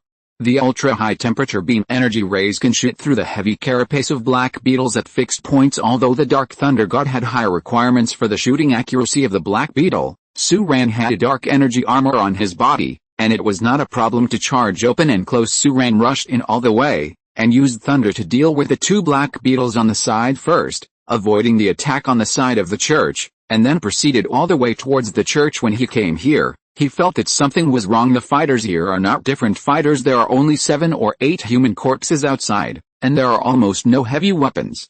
But there are 7 Black Beetles and more than a dozen corpses of slayers. The 1-to-1 battle loss ratio against fighters and heavy weapons only means that these fighters are by no means their peers at such a season. Such elite soldiers appeared here. Su Ran raised her head and glanced at the burning church again. Suddenly something came to her mind, her face changed slightly, and she hurried towards the church. The explosion briefly blocked the monster's advance, but as the explosion ended, several slaughterers and howlers rushed towards the church, roaring again and again, and at this moment, gunshots rang out from outside the churchyard. A group of unexpected reinforcements were cutting into the battlefield from outside, but they seemed to have exchanged fire with the Black Beetles outside, and could not rush in for a short time. But at this time, Su Ran was already approaching the main entrance of the church. Chapter 111 Reunion. After a long absence, the survivors who retreated to the second floor of the church realized what had happened earlier. Than Qiao Xiangjun, they saw a chaotic civilian army approaching from the city's location, advancing at high speed, tearing apart the Black Beetle defense line outside the church. Therefore, the survivors who had just run up to the second floor ran down again. No one wanted to go upstairs to die unless necessary. In fact, Qiao Xiangjun was not handsome for more than 3 seconds. The police officer pushed her way by him was a young man in his 20s who had just graduated from the police academy. He was stubborn.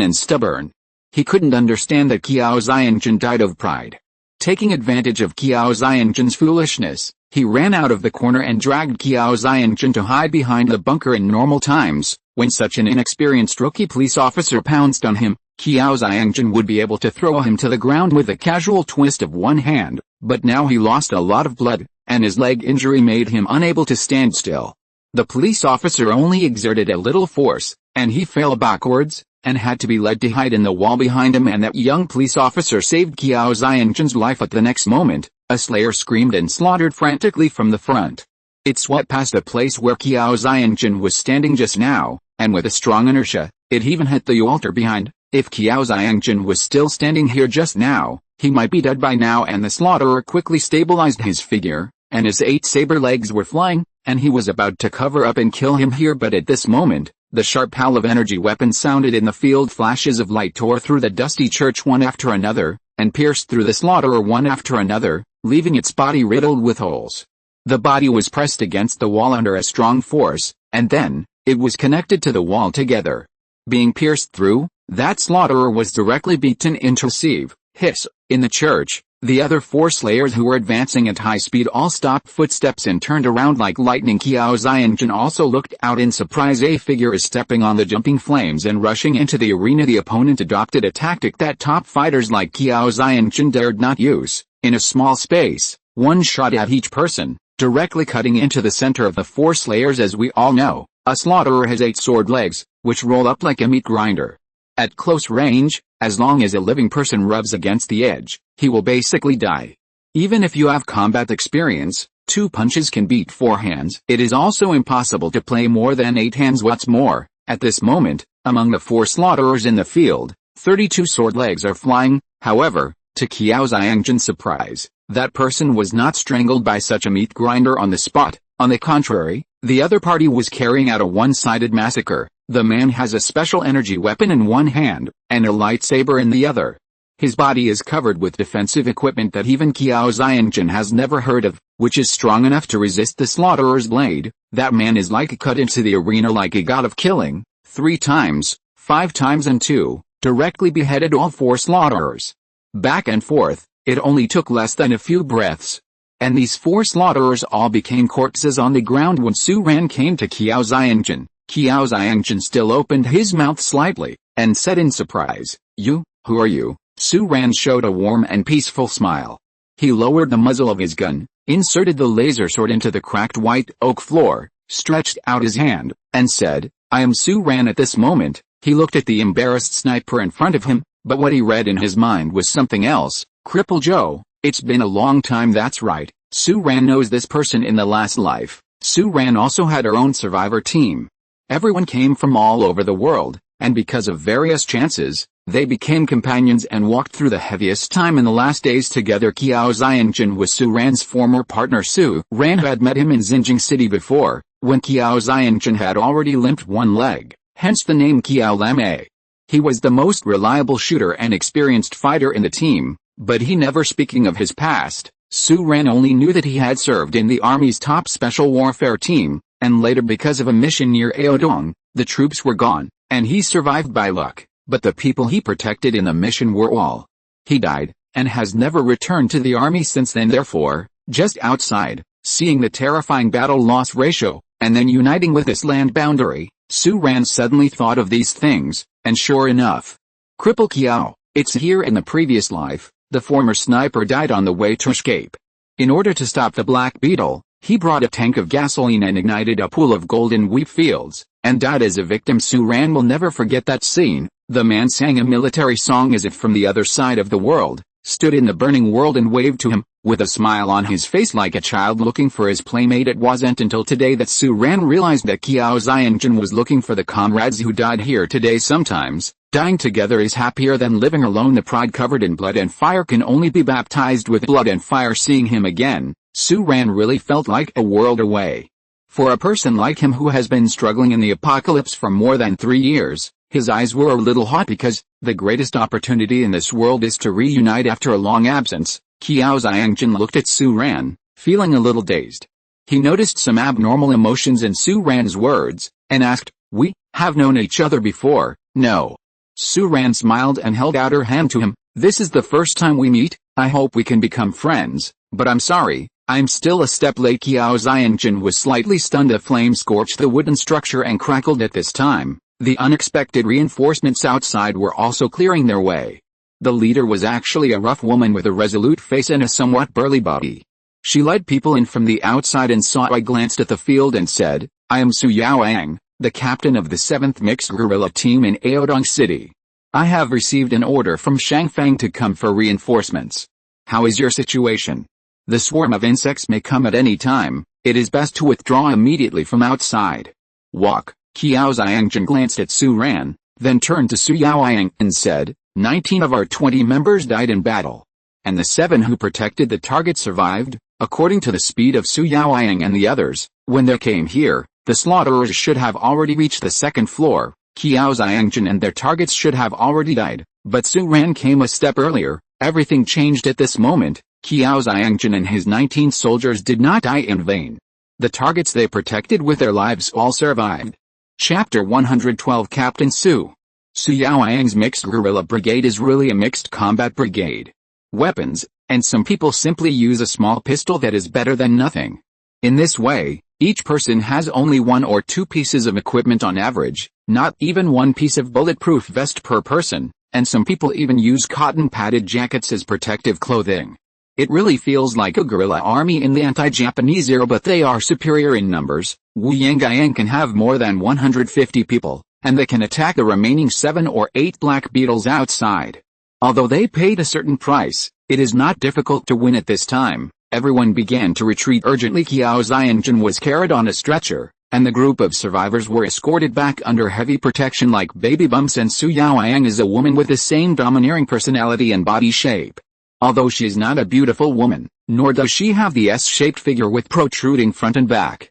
She wears equipment like a female black bear, but she is a natural commander, speak naturally with a sense of conviction. As soon as the order is issued, the people below will respond positively.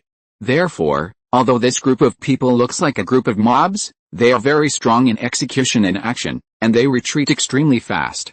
Advance all the way to the urban area of Aodong City. Different from the situation in Ice City, in this area, large-scale insect nests are in the wilderness, radiating surrounding towns and counties. Therefore, although there are monsters everywhere in the urban area, it is not as exaggerated as in Ice City, and it can provide survivors some shelter. Su Ran found Qiao Xiangjun, but didn't chat with this guy for too long, just gave him a bottle of special tissue regeneration potion, and said, this thing is a special tissue regeneration potion. Clean the wound before using it, for your healing has miraculous effects. Also, I know that you are not feeling well right now, but I won't say anything to comfort you, because I know you don't need these, and this bottle of special tissue regeneration potion is for you to heal your wounds. It's also an invitation to join me in my camp. Qiao Xiangjun's blood was serious, and if it was an ordinary person, he might have already lost consciousness.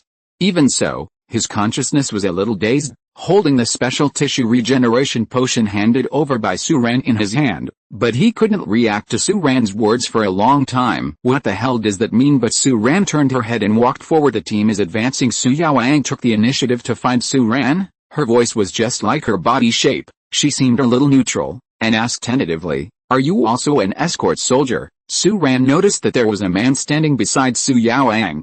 The man didn't seem to be from the army. He was slightly bloated, but his skin was dark, and his walking posture with a gun looked like that. Obviously, he used to be just ordinary people, but now, have successfully developed the ability to survive in the last days. Noticing Su Ran's gaze, Su Yaoyang laughed and said, this is Wang Han. Although he was born as an ordinary survivor, he is my most capable leader. We were in Aodong City together and helped many survivors. The man shook hands with Su Ran. Unlike Su Yaoyang's loud and forthright voice, he seemed very silent. Wang Han. Nice to meet you. Su Ran also nodded at him, and then responded to Su Yaoyang's previous question. Captain Su only came to ask me this question now. Should he already have an answer? I'm not an escort, but I'm also a soldier in the last days. I'm Su Ran. Su Yaoyang smiled cheerfully, and said, ha ha ha, in the last days, everyone is a warrior, just like our formation. At first they were members of our army, but after several expansions, now more than half of them are recruited survivors. However, everyone's original intention is the same, which is to help more people. But you, Su Ran, I heard that you killed 5 slayers by yourself, which is amazing. The big team is advancing fast. Su Ran didn't mean to talk about family matters, so she asked, this is also what I got in a sneak attack.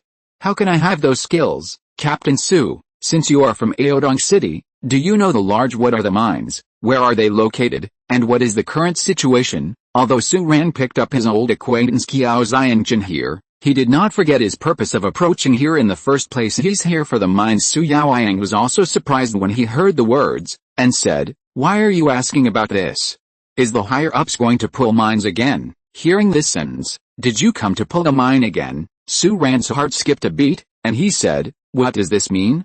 Someone came here to transport a batch of mines before." "That's right." Su Yaoyang said, "That was half a month ago. At that time, the situation here was not so bad. Xinjiang had just stabilized the battle situation, so he sent people to take away a piece of ore from here, and went to the peak. We should take advantage of the advantages to concentrate resources, but there should still be some iron ore mined in some places that have not been transported in time." "But what do you want this ore for?" Su Ran didn't explain, but said, "I'm very useful. Please introduce the situation to me later." Su Yaoyang glanced at him, then nodded, and at this time, their group of talents finally came to the place where Su Yaoyang and his guerrilla brigade stayed, an underground air defense facility on the edge of the city. Su Yaoyang left a group of people on guard outside, and took everyone down together. The space below is very large, with its own independent power generation equipment, which can survive to a certain extent. But there are not many people here, and there are about 20 or 30 people. Looking at it, it seems that they are all combatants like Su Yaoyang and the others. Su Yaoyang introduced, "This is our headquarters, because Aodong City has no insect nests sitting on the ground, and there are very few diggers here, so the underground air raid shelter will be relatively safe. We have a total of nearly 200 combat personnel, including soldiers. There are survivors who joined us later. They are all here." You may wonder why there are not many survivors here, because we are not a survivor base here. Our mission is to gather and escort survivors, and transport survivors to Xinjiang blood vessel. Speaking of this, Su Yaoyang patted his chest very proudly, and said, "We are the link between Aodong City and Xinjiang. We not only serve Xinjiang, but also the last guarantee for the survivors here. This action is the new Beijing dispatched us to come for emergency support, helping more people is our belief. And it is also the goal and motivation that supports us to fight." So far as she said that, she looked at Wang Han beside her, who was busy with Xiaoyan in a somewhat complicated way. Su Ran is no stranger to this kind of composition structure. The national conditions of China are special. In the early stage of the end of the world, soldiers were almost the only combat force, but in the later stage, survivors gradually took up arms. This mixed combat mode is very common, but it's not so common to see such a structure that is dedicated to others. Chapter 113. Do you have a certificate? In this regard, Su Ran just smiled slightly. Although she hasn't been in contact for long, Su Ran can tell that this Su Yaoyang is an idealist with a character of a savior, but she has a bold personality and is a very close person. Su Yaoyang said, "Su Ran, I see that you are very skilled. Do you have any idea to join us? With your help, I think we can save more people." For this invitation, Su Ran declined politely. Seeing this, Su Yaoyang didn't ask for anything, and the two of them were polite again. Then Su Ran left and found a place to rest in the underground air raid shelter. When Su Ran left, Su Yaoyang turned his head and said to Wang Han, "You can arrange it later. We will send Qiao Soldier and those scientific researchers to the handover point early tomorrow, so that they can return to Xinjiang as soon as possible." Wang Han frowned and said, "Captain, didn't the above mean that we follow them to Xinjiang?" Su Yaoyang glanced at him and said, "We have withdrawn. What about the survivors in Aodong City? We want to stay here and create opportunities for everyone, but I think this time is an opportunity for us. Wang Handao, we have already saved many people, and we cannot save everyone. This is an opportunity to make us all ordinary. Enter Xinjiang safely. We have fought long enough and given enough." But Su Yaoyang shook his head and said, "It is the most meaningful thing for us to stay here. The people here need us. We are doing righteous things, and someone must pay for it. All right, let's get ready." After speaking, Su Yaoyang strode forward. Everyone here seemed to know her, and everyone along the way was greeting her.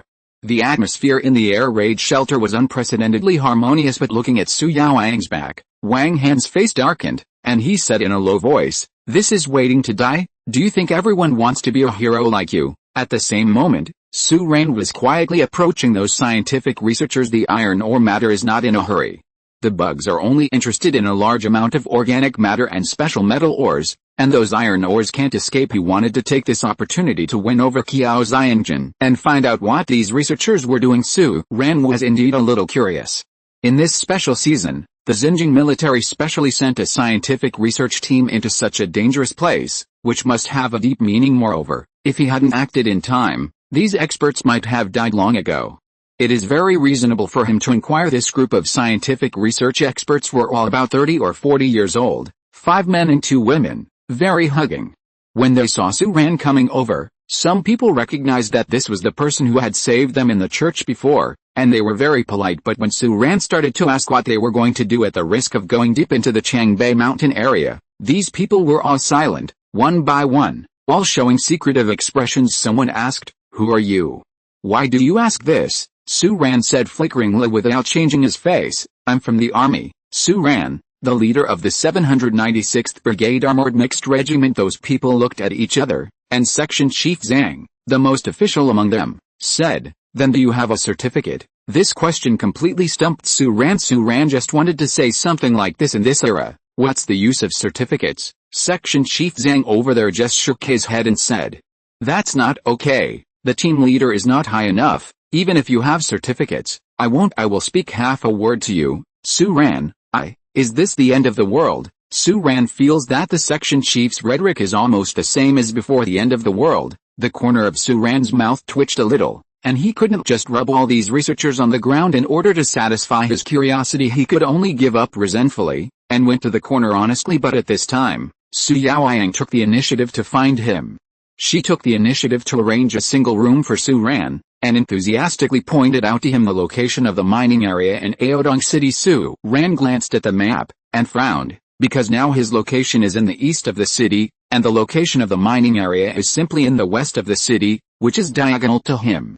If he wants to go there, he has to cross the entire city. Su Yaoyang said at this time, "I don't know what you are looking for in these mining areas, but you can think about it. Stay with us. There are still many trapped survivors in Aodong City. We may also go to Zicheng district territory, and, staying here, we can help more people." These words are actually nothing, but when Su Yaoyang said these words, his eyes were burning and his voice was very provocative. If Su Ran was really a young man, he might have been really fooled, but he still shook his head firmly and said, "I'll go over there by myself, thank you." Team Su Yaoyang shook his head with great regret. At this time, he lacked a bit of the air of a natural leader, more like an older girl who failed a blind date. Su Ran watched Su Yaoyang walk out lonely, but rubbed his chin, a little vigilant. Su Yaoyang failed to fool himself, but he could not fail to fool Qiao Xiangjun. If he could lure a guy like Crippled Joe to his side, then he would have directly gained a trustworthy helper. Thinking of this level, Su Ran stood up and planned to talk to Qiao Xiangjun. He didn't plan to stay here for a long time. After all, his situation is special now, and he doesn't know if those bugs are still chasing him, and he has to race against the clock. However, to Su Ran's surprise, he just opened the door and saw Qiao Xiangjun, who was about to knock on the door and come in. Qiao Xiangjun's leg was wrapped in thick gauze, but with a special tissue regeneration agent, his recovery period was greatly shortened, but the injury still existed, and his leg was still unavoidably limping. Qiao Xiangjun's expression was a bit complicated. He glanced at Su Ran and said, "What is that medicine? And did you use an energy beam weapon before?" Qiao Xiangjun was really surprised. The potion and the high-speed energy beam weapon were things he had never seen before in an army elite. Although the energy beam weapon was under development, it was obviously not as good as the gun used by Su Ran. To that extent, not to mention the kind of medicine that instantly regenerates flesh and blood. But Su Ran didn't say anything, welcomed Qiao Xiangjun in, took out the Dark Thor, briefly demonstrated the dual form switching, and threw it to Qiao Xiangjun, saying, "This is the Dark Thor, weighing 3 kilograms, can switch dual forms, energy clips, smart calibration. If you mess with me, it's yours." Chapter 114, Talkative Qiao Xiangjun. Qiao Xiangjun fiddled with the Dark Thor in his hand, a little surprised, and looked up at Su Ran. "Who the hell are you? This gun, and the battle armor you wore when you fought against the Slayer today, are not active duty. The preparations are not even the equipment that any country in the world can produce. Su Ran just smiled and said, "It doesn't matter who I am, what matters is that we are standing on the same front now." This is an ambiguous statement, but it is also a solid nonsense. Now that aliens are invading, humans don't stand on the same side with humans. Can they still run to play with bugs? Qiao Xiangjun said, "I'm from the military. Why do you think I'll promise you?" Su Ran said, "Intuition." Of course Su Ran wouldn't say that, I already knew that you were going to leave the army when you go back this time, of course. Intuition couldn't convince Qiao Xiangjun, but just as Su Ran thought, Qiao Xiangjun didn't plan to stay in the army as a soldier this time. When he came out this time, he had already completed the task, and he had nothing to do to the team. Moreover, after this battle, Qiao Xiangjun's comrades in arms were all dead, and he himself became a cripple. He felt that if he stayed in the team, he would not be able to undertake any major tasks, but he was an elite in the army. In terms of background, instead of feeling the pain of the gap, he might as well take a step ahead and leave the army by himself, and seeing Su Yaoyang's guerrilla operation mode this time also inspired Qiao Xiangjun, and he also wanted to become such a person, and Su Ran's invitation and this equipment really moved Qiao Xiangjun's heart. Qiao Xiangjun warned, intuition can convince a materialist fighter, but you have a good gun. After arriving in Xinjiang, I can follow you and observe you for a while, and then see if I want to partner with you. Moreover, you've helped me today. If it wasn't for your magic potion, my leg wouldn't have recovered so quickly. The corner of Su Ran's mouth twitched, and he thought to himself, you don't know how many people wanted to ride in this chariot when I was in Bingchang, but he didn't say anything, just nodded, stood up, and said, okay, then I'll wait for your decision.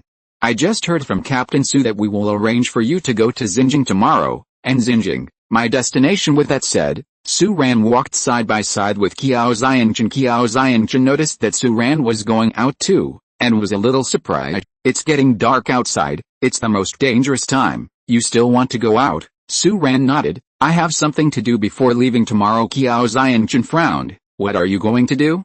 I can take care of you when I'm with you, and I hope you can explain to me that you need all these equipment and that magical medicine.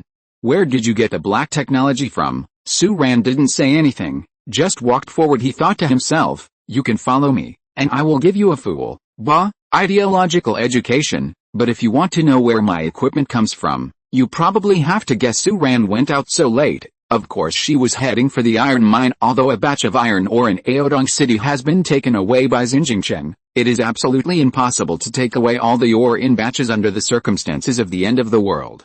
There must be some leftovers. It's too big, but there should be plenty left. Su Ran went to the layman, and Qiao Xiangjun followed him step by step, asking non-stop, are you from some mysterious organization? I've heard of some. The top worldwide mysterious scientific research institutions have big financial groups behind them. Support, research those things that cannot be researched theoretically, or are you the legendary special emergency team in our country? It was the first time for Su Ran to realize that Cripple Qiao was so talkative. In the previous life, Su Ran was an ordinary trash. Although his presence in the team was not low, his strength was not good. Qiao Lazy was also a master of the army.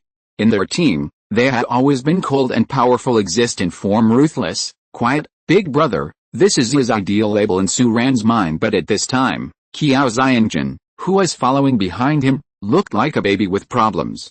He followed Su Ran all the way out of the underground air raid shelter, and asked all the way, guessing without repeating the same. Su Ran felt a little regretful. He thought that taking in Zhou Crippled was a capable person, but judging from the current situation, why is it similar to taking in a 25-year-old boy? At this time, Su Ran said less. Only now did he understand a truth. Whoever is arrogant is the one who talks less. They walked all the way out of the air raid shelter. Su Ran found a remote place, and directly dropped a Falcon fighter jet. In watching Su Ran transform into such a huge monster out of thin air, Qiao Xiangjun's eyes almost popped out of his already question mark face. In fact, he just asked all the way, not really curious. Today all his comrades are dead. How can he have the mood to explore other people's secrets?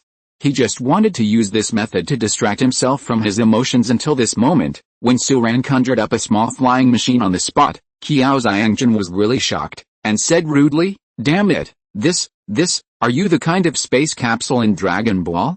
Just throw it on the ground and you'll be gone.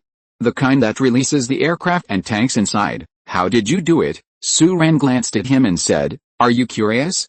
Do you really want to know? Qiao Xiangjun nodded. His expression at the moment looks like a curious baby. Su Ran said, sorry, I can't tell you. With that said, Su Ran had already boarded the Feng Falcon, and Qiao Xiangjun twitched at the corner of his mouth, but he also sat up and said, if I follow you as you said, will you tell me? Where did these things of mine come from? Su Ran smiled. It can be considered Qiao Xiangjun kept his mouth shut this time. Although he was curious, he also had his own standpoint. What he just told Su Ran that he wanted to observe him for a while was not a lie, but he really planned to see this mysterious what kind of person is the guy. Qiao Xiangjun didn't open his mouth, so Su Ran didn't speak anymore. Driving the Feng Falcon, he pulled up from the ground inch by inch, and lifted off vertically. Then, he drove forward at high speed, aiming at the mining area located west of the city. Aodong City was not peaceful. The howls of monsters could be heard everywhere, and even a few migratory locusts found traces of Su Ran from the darkness, flew out from the shadows howling, and chased them up. Chapter 115. Su Ran ignored these locust monsters. His Wind Falcon's performance was even higher than that of the Nightingale's aircraft. It flew past, and it didn't take long to shake off the locusts behind. There is also a reason why he dared to drive Feng Falcon into Aodong City at night. From the previous church battle, he could see that the insect nests that govern this area of Aodong City should be far away from here, and the response speed of the insects is relatively slow. The nest is weak in terms of timeliness, and with the help of air superiority, it smoothly passes through the urban area of Aodong City. The fact is indeed true. The Wind Falcon schemed high above the urban area. In the night, like a very inconspicuous flying bird, it disappeared into the sky in the blink of an eye, and its starting point and setting could not even be caught. At that point, you can only catch a glimpse of its figure passing by at that second. But what Su Ran didn't know was that in the vicinity of Dongcheng District, those two spherical monsters seemed to smell something suddenly. They were searching everywhere, but suddenly found their direction, adjusted instantly, and swept at high speed over the land. Sprinting to this site at this moment, Su Ran has already landed at the mining area. He used the equipment on Feng Falcon to directly scan out which warehouse still had raw ore hoarding, and then flew all the way there. In fact, at this time, his new battleship costing 3,000 resource points had already been built, but Su Ran was not in a hurry to release it. Su Ran hadn't forgotten the scenes of being hunted down by the Sky Brood before, but now this area is too open. Su Ran finally withdrew from the safe area, but she didn't want to be targeted again. A battleship is definitely not enough. Su Ran should hide for a while if his strength is not enough. After getting off the Feng Falcon, Qiao Xiangjun couldn't help it again, and said, "What are we doing here? Are you going to use space capsules to move raw ore?" Su Ran ignored him, and walked all the way into the warehouse in front, without shy away from it, and began to collect the raw ore inside. In front of Qiao Xiangjun there are a lot of raw ores that have not been processed or beneficiated. The military may think that it is meaningless to take them away. At this time, it is cheaper for Su Ran, and his system still likes this kind of thing that contains all kinds of messy impurities. Su Ran took over 3 warehouses back and forth, and the resource points soared upwards like a rocket, up to 8,000, more than 8,000 resource points, adding his original resource points. After this calculation, his resource points rushed to the 160,000 mark in one go. Su Ran exhaled slightly, feeling a little happy. Qiao Xiangjun in the back was getting more and more frightened the more he looked at it. When he was in the church today, he thought it was some powerful awakened warrior. Later, when he was in the air raid shelter, he thought that Su Ran was a member of that mysterious scientific research organization. Now, he is completely confused. The raw ore from 3 warehouses was collected in minutes. What kind of trouble is this? Even if it is space folding technology or something, this is too exaggerated, right? Qiao Xiangjun looked at Su Ran eagerly from behind, and even had an unbelievable thought. This guy can't be an alien, right? If it was normal, Qiao Xiangjun would have asked him to ask about this weird situation. But now, firstly, Su Ran saved him, and secondly, it depends on Su Ran's skills and equipment today. The most important thing is the equipment. Qiao Xiangjun waited. He who lost a lot of blood, if he really wants to use his hands, it is really unknown who will push whom to the ground. Qiao Xiangjun's heart was overwhelmed, and he thought, no, this matter must be reported to the superiors. Su Ran is not an alien, and based on his understanding of Qiao Xiangjun, he seems to be able to guess Qiao Xiangjun's determination to report to his superiors. But this is exactly what Su Ran wants. Qiao Xiangjun is the top unit in the army, and this time he is in charge of defending the scientific research team. If he went back with the next generation weapon, the Dark Thunder God, and reported Su Ran's situation, it would definitely attract attention in this way. No matter whether Captain Chen of Bingcheng and his fleeing team can reach Xinjiang smoothly, Su Ran can open a channel to the military and create opportunities for him to cooperate with the military. Moreover, Su Ran was very excited at this time. 16,000 resource points. Su Ran's first thought was how to use it. Su Ran's first thought was to build a ship, So isn't Lao Shizi's sky brood nest fierce? 16,000. I will build 10 destroyers, and more than 1,000 unmanned attack aircraft, to see who is the best. But this thought only passed through Su Ran's mind briefly, because he soon realized that, compared with the sky brood, even if he proudly produced 10 destroyers and thousands of infinite men and machine, in terms of human sea tactics, may not be their opponents yet. Su Ran and Qiao Xiangjun walked out of the last warehouse and walked towards Feng Falcon, who was parked at the first warehouse in front. At the same time, they were silently flipping through the third-level manufacturing list that only he could see. Thoughtfully, in the end, his eyes finally fell on the most expensive item on the price list, high-temperature molten nano cloud. Looking at the cost of the 10,000 resource points, Su Ran pursed her lips, hesitated for about a second, and then shouted, making her hard in an instant. The system responded. Dear host, the high-temperature molten nano cloud weapon has entered the manufacturing sequence. Estimated production time: 5 o'clock. The manufacturing time of this thing is not expensive, however, seeing that the 16,000 resource points he had just repaid had suddenly turned into more than 5,000. Su Ran only felt that his heart was bleeding. He was so rich just now he has no more resources. This resource point is too wasteful. However, this is also the decision Su Ran made after thinking about it in the face of insect swarm tactics. The important thing is not to form your own swarm to fight against them, but to destroy the brood. Therefore, what Su Ran wanted was a super weapon that could destroy the sky brood with one blow, not countless low-end fighters that could fight back and forth with bugs. Although this resource is costly, Su Ran believes that it will definitely give back value to him. But at this moment, Qiao Xiangjun suddenly straightened his expression, grabbed Su Ran, who was on the side, frowned and said in a low voice, "What's the sound?" It was very thin. It sounded like some kind of violent rubbing against the ground, moving rapidly from far to near. In this violent friction sound, there is also some kind of extremely piercing and strange cry, which sounds like a chainsaw rubbing against each other. Because the voice was very low just now, Su Ran was pondering and making the most of the time to build the equipment, so he didn't pay much attention. So he heard clearly at this moment. However, when he heard the voice clearly, he suddenly changed color because of this voice. He is too familiar with it. That was the sound of the sphere monster advancing. That thing crashed through almost his entire destroyer before, and even the land killer was chopped into pieces by this thing. Su Ran's memory of it couldn't be more deep. Hearing this sound at this time is the real thing. His scalp was numb and his face was turning green. Su Ran scolded, "Damn it, I've already run more than 100 kilometers, and you're still chasing me?"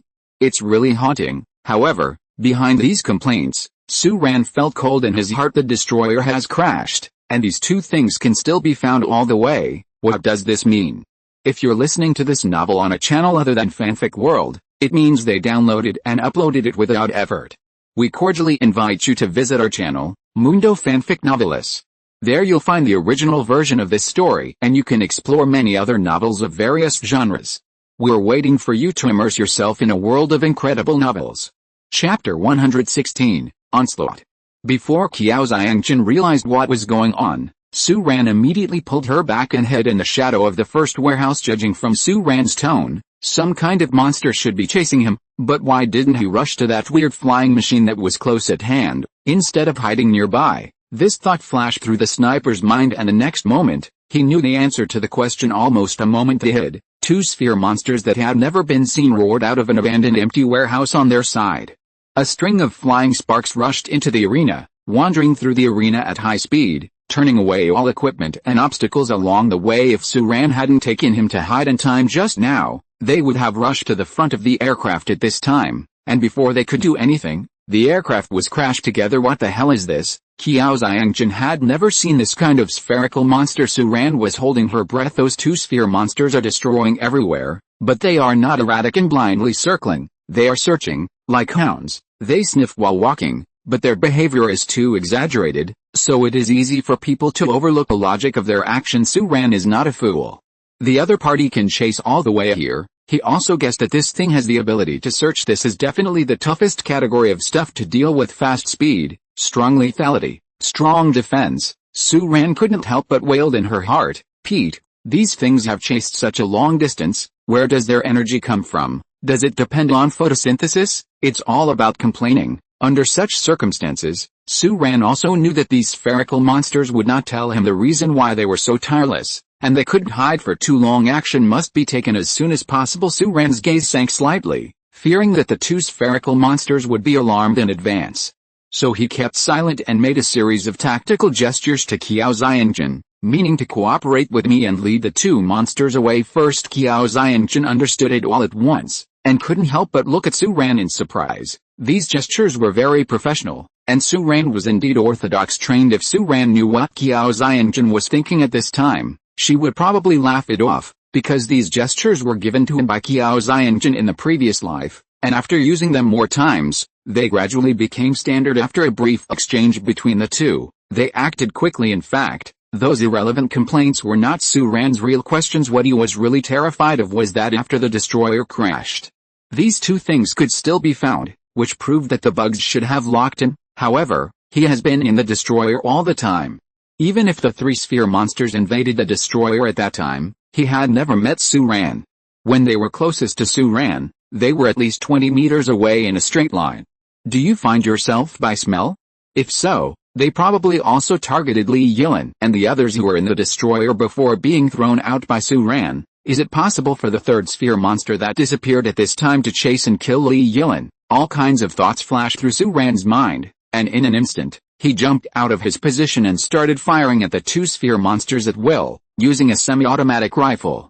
Strafing all the way, the muzzle spewing flames, the bullet wiped out a string of sparks on the sphere monster's body, failing to cause substantial damage, but successfully attracting the attention of the two sphere monsters. However, the two monsters did not launch an attack immediately, but froze in place for about a second, as if confirming that the human who attacked them was the target they were looking for. Then he suddenly started to move, and rushed towards Su-Ran at high speed. Su-Ran was rushing into the warehouse on the other side. The two spherical monsters moved faster than Su-Ran with the dark energy armor, and the distance between the two sides suddenly narrowed in a very short period of time. And at this moment, Qiao Xiangjun in the corner opened fire.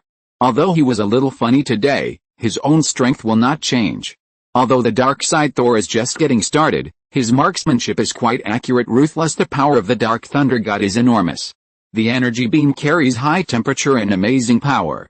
Although it is still not enough to tear the body of the sphere monster, the attack from the side has successfully disrupted their high-speed charge. He successfully bought time for Su-Ran and distanced him immediately afterwards. The two monsters rushed into the warehouse in front of them. Qiao Xiangjun raised the dark side Thor's dynamic thermal sight, and on the monitor, the two high-speed spherical monsters were as bright as stars. He dragged his legs and began to move and shoot slowly at short distances. The directional penetration of the energy beam weapon could easily hit the sphere monster behind him, and its recoil was not strong.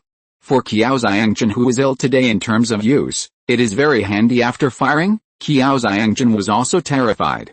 On the one hand, he was surprised by the strength of the sphere monster that he had never seen before, and on the other hand, he was surprised by Su-Ran's powerful performance in this battle, and that was obviously brought to him by the battle armor on his body. And under the cover of Qiao Xiangjun, Su-Ran took the sphere monster around in a big circle in a row. The two spherical monsters smashed through the two load-bearing pillars all the way. At this time, when they circled around, Su-Ran returned to the original exit and detonated directly amidst the loud noise. The entire warehouse began to collapse at this time. Su-Ran threw away the detonator and rifle in his hand, and quickly rushed to the Wind Falcon aircraft over there. While running, Su-Ran did not forget to shout, "Don't come out." Of course Qiao Xiangjun wouldn't come out. He's half limping now. How could he run so fast? At this time, there was a loud rumble coming from the collapsed warehouse, and the collapsed structures, bricks, and sheds were being arched inch by inch. The two spherical monsters were breaking through inch by inch. At this moment, they once again showed the blades that had previously torn apart the destroyer, spinning like a top, cutting through the layer of ruins above their heads like an automatic cutting machine. Amidst the splashing sparks and harsh friction, they were like living corpses, like breaking out of the ground. At this moment, Su-Ran had arrived on the Wind Falcon aircraft.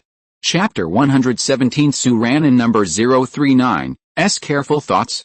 The Wind Falcon aircraft is slowly taking off into the sky, and the front headlights are brightly lit, illuminating the iron ore factory under the night. Under the illumination of this light, it can be clearly seen that the two spherical monsters are rushing towards this site at high speed, and the 8 blades arranged in a spiral shape cut the ground, Pulling out a series of muddy gullies on the ground, Qiao Xiangjun stepped back cautiously, although he didn't know how Su Ran was going to deal with these two sphere monsters, and he didn't know what kind of weapon Su Ran's Wind Falcon aircraft was carrying, but he knew that he must not stand in front of an aircraft that was clearly an attack aircraft. Under the range of firepower as he retreated on one side, Su Ran on the other side had already opened fire. Although he didn't think that the two sphere monsters would really catch up with their ghosts, it didn't mean that he didn't think of a solution to the problem as early as when the destroyer crashed. Su Ran thought about using something to deal with these two steel balls. Two heavy depleted uranium bombs fired instantly. The missile drew a short and magnificent trajectory in the low-altitude night, and hit the two spherical monsters rushing at high speed from a distance.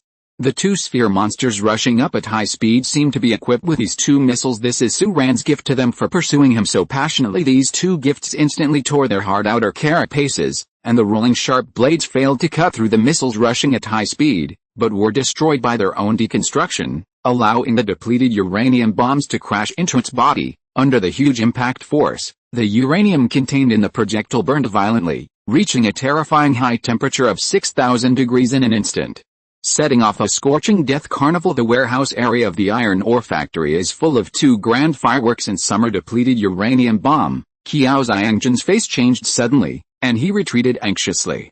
At this time, Su Ran's destroyer flew over from the front, lowered the altitude, connected the crippled sniper to his Wind Falcon aircraft, and then flew at high speed.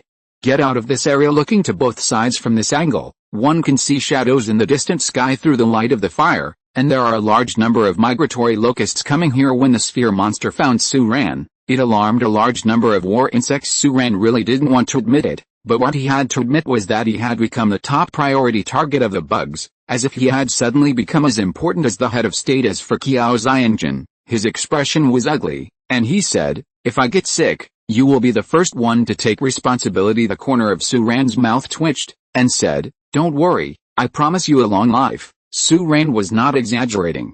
With his destroyer in hand, he really didn't pay attention to the effects of radiation.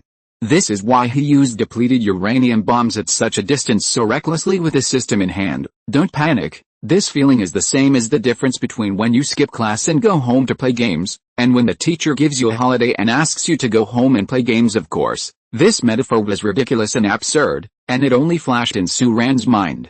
And then he suddenly raised his height. Instead of returning the same way, he continued to raise the altitude. He wanted to get rid of the locust swarm. The encirclement hadn't been formed yet, and only migratory locusts came. Su Ran still had the confidence to get rid of them and return to Su Yaoyang's underground air raid shelter smoothly. Along the way, Qiao Xiangjun was quite silent. Directed energy weapons, strange battle armor, inexplicably appearing fighter jets carrying depleted uranium bombs, all these have refreshed Qiao Xiangjun's views and guesses about Su Ran time and time again. At this moment, he was a little shaken. If Qiao Xiangjun didn't open his mouth, Su Ran wouldn't say anything. He was already satisfied with making a fortune today, and he also knew that in the eyes of Cripple Joe, his performance was beyond the scope of astonishment.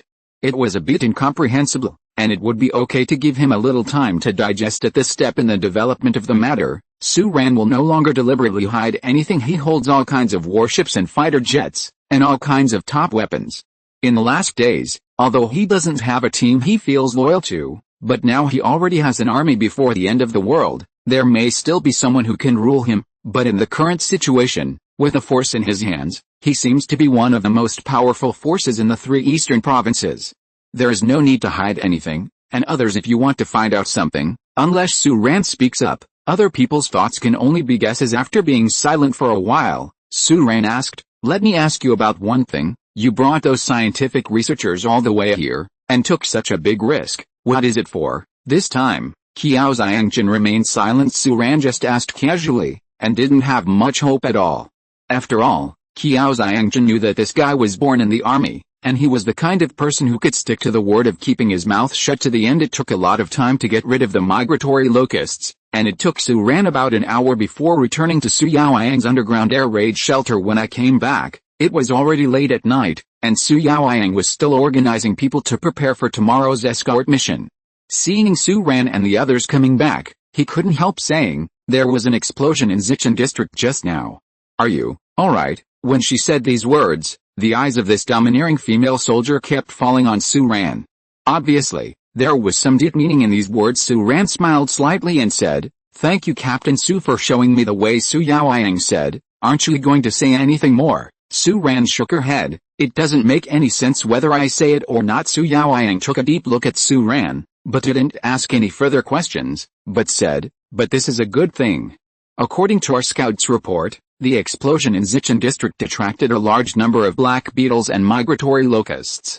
The movement of the bugs is very abnormal, but it has greatly reduced the number of active bugs here. We are going to take this once-in-a-lifetime opportunity to set off immediately and escort Comrade Kiao and our researchers to set off overnight. Su Yaoyang's idea coincides with Su Ran's. Now is a good opportunity to evacuate, because at some point, the Howler may kill here. After all, I have already been exposed. Su Ran is not sure about killing the Sky Brood in one go, so he won't take it lightly. Since he has alarmed the bugs in Aodong City, he didn't propose to take them to Xinjiang with their equipment. He planned to fight with Su Yaoyang and the others. Starting from the situation of the team, in this way, although it takes longer, the goal is smaller, and the safety factor is improved. Moreover, Su Ran has another thought. Chapter 118 IN number 039, playing games. The convoy departed overnight. Su Yaoyang attached great importance to the escort mission this time. Qiao Xianjun and the others, together with scientific researchers and some survivors, had only a dozen people in total, but they dispatched 30 people, a total of 10 vehicles, and set off. Rawr. Seeing this, the corners of Su Ran's mouth twitched a little. In such a battle, Captain Su, aren't you afraid that the goal is too big? But he can understand Su Yaoyang's approach. She arranged for so many people to be sacrificed when necessary. It is actually very difficult for a guerrilla team like them to complete the escort mission, even inferior to Qiao Xianjun's original armed forces, because Su Yaoyang and his guerrillas lack heavy weapons and other military equipment. They can naturally deal with a small group of bugs outside. But if they encounter a large group of bugs, they have nothing to do, so they can only use this. The method is to bring more people with you at the beginning, and when necessary, sacrifice them in batches to buy time for the withdrawal of others. This is a very brutal and practical method. Qiao Xianjun in the previous life died as such a victim when the convoy set off. Su Ran noticed that Wang Han did not join the escort operation this time. Before leaving, he said to Su Yaoyang deeply, "You'd better think about what I said. It's everyone's responsibility." Appeal. After this episode, the team started slowly. The bugs in the urban area of Aodong City were indeed moving towards the Zichan district. From there, they searched the whole city with a net, looking for Su Ran. However, the bugs here are obviously not so sensitive, and the efficiency is not so fast. By the time they searched Dongcheng district with a net, Su Ran and the others had already driven a long way out of the city. Along the way, it was safe and sound. Leaving the city, their progress will be greatly improved. The end of the sky gradually lit up, but Su Ran was a little embarrassed to find that he seemed to be thinking too much. The Sky Brood of the Zerg didn't seem to have any intention of flying over to find him looking over there from his angle. The sky is clear, and he can't even see the shadow of the mother's nest, and according to this distance, the 2 hours they spent walking around the city before were enough for the insect nest to come over. At least they should be able to reach the place where they could see. Su Ran thought to herself, doesn't she seem to be valued as much as she thought? However, it seemed that the Sky Brood hadn't moved for a long time. It never knew which war zone rushed over from thousands of miles away. Could it be that it was going to stop in the northern fields for military deterrence? This is also illogical. This is a time of war, and the worm has such a huge military mobilization. It is impossible to be so childish. At this time, even if it does not come to find itself, it should move to the direction of Xinjiang to break the city. Why do you only stay in one place? Not moving in the wild sky? It should be something holding it back. No, it sure is. For some reason, Su Ran suddenly remembered the weird village she had entered before the convoy moved forward cautiously, but what these people did not expect was that the Wind Falcon aircraft was right above their heads, silently and slowly following their convoy above the clouds. That's because Su Ran adjusted it to the autopilot mode, of course. As a manned attack aircraft, its autopilot mode has limited functions, and it can only change the course according to Su Ran's control on the surface, and cannot fire independently. It hovers above the sky unobtrusively. In fact, Su Ran could take the first step by himself in the Wind Falcon aircraft, but he didn't do it because Qiao Xianjun wanted to complete this escort mission. This was the wish of him and his dead comrades. Of course Su Ran would choose to respect it, but this is not the main reason for Su Ran to stay. He wants to find out what these scientific experts are researching. This is what Su Ran never forgets, especially after meeting that weird village last time. Su Ran sat firmly in the corner of the golden cup arranged for her, and quietly took out a palm-sized spider robot. That's what the system produces. 2. Name, Supervisor, Level 2. Description: this is a small robot made of titanium alloy, with a length of 6.7 centimeters and a height of 1.2 centimeters. While the hexapod spider is deconstructed to make it stable, the hexapod also carries a variety of rescue, cutting, detection and countermeasures. Reconnaissance equipment can complete functions such as intrusion, reconnaissance and search through remote control. Cost: 8 resource points. This thing can be manufactured at the 2nd level, but this thing is obviously useful when fighting against people, not against insects, so he never paid attention to it until the idea of exploring what these scientific research experts are doing came up. Come on, Su Ran remembered this thing, and immediately made one. Because Su Ran was not in Qiao Xianjin's team, he was not arranged in a car. The little spider quietly crawled out, along the hole that the old Jinbei car crashed into somewhere. Going out, after 3 long jumps while driving, he came steadily to the scientific researcher on one of the 2 Hummers. Su Ran held a small controller like a game console, and huddled in the corner of the Jinbei, appearing very concealed. That Hummer was one of the few good cars in Su Yaoyang's guerrilla team, and it was difficult to find the gap, so Su Ran used the cutting device of the monitor spider robot to make a hole outside silently. The process is a bit difficult. Su Ran's experience in manipulating such a 6-legged little thing is a little lacking, but at this time, a voice suddenly said, "Hey, brother, what are you doing? Why is this person like a ghost?" Su Ran turned her head to take a look, and saw a young man with sly eyebrows and mouse eyes curiously looking into Su Ran's arms. This expression was the same as when he was in school, watching a small movie alone, and looking at the front, back, left, and right tables together. This young man has dark skin, a slightly thin body, and a pair of pleasing big white teeth. Although he looks like a mouse, he is not particularly offensive. "I am Li Horan. Your face is very raw, Su Ran." Su Ran was busy manipulating her little spider, so she didn't have the time to deal with it. Li Horan was very familiar with himself, and said with a smile, "Su Ran, although, Su Ran, brother, I said that your name is a bit careless." "Ha ha ha, just kidding, brother, don't you smoke? Have a cigarette? I think you are from an ordinary survivor, right? We are all the same.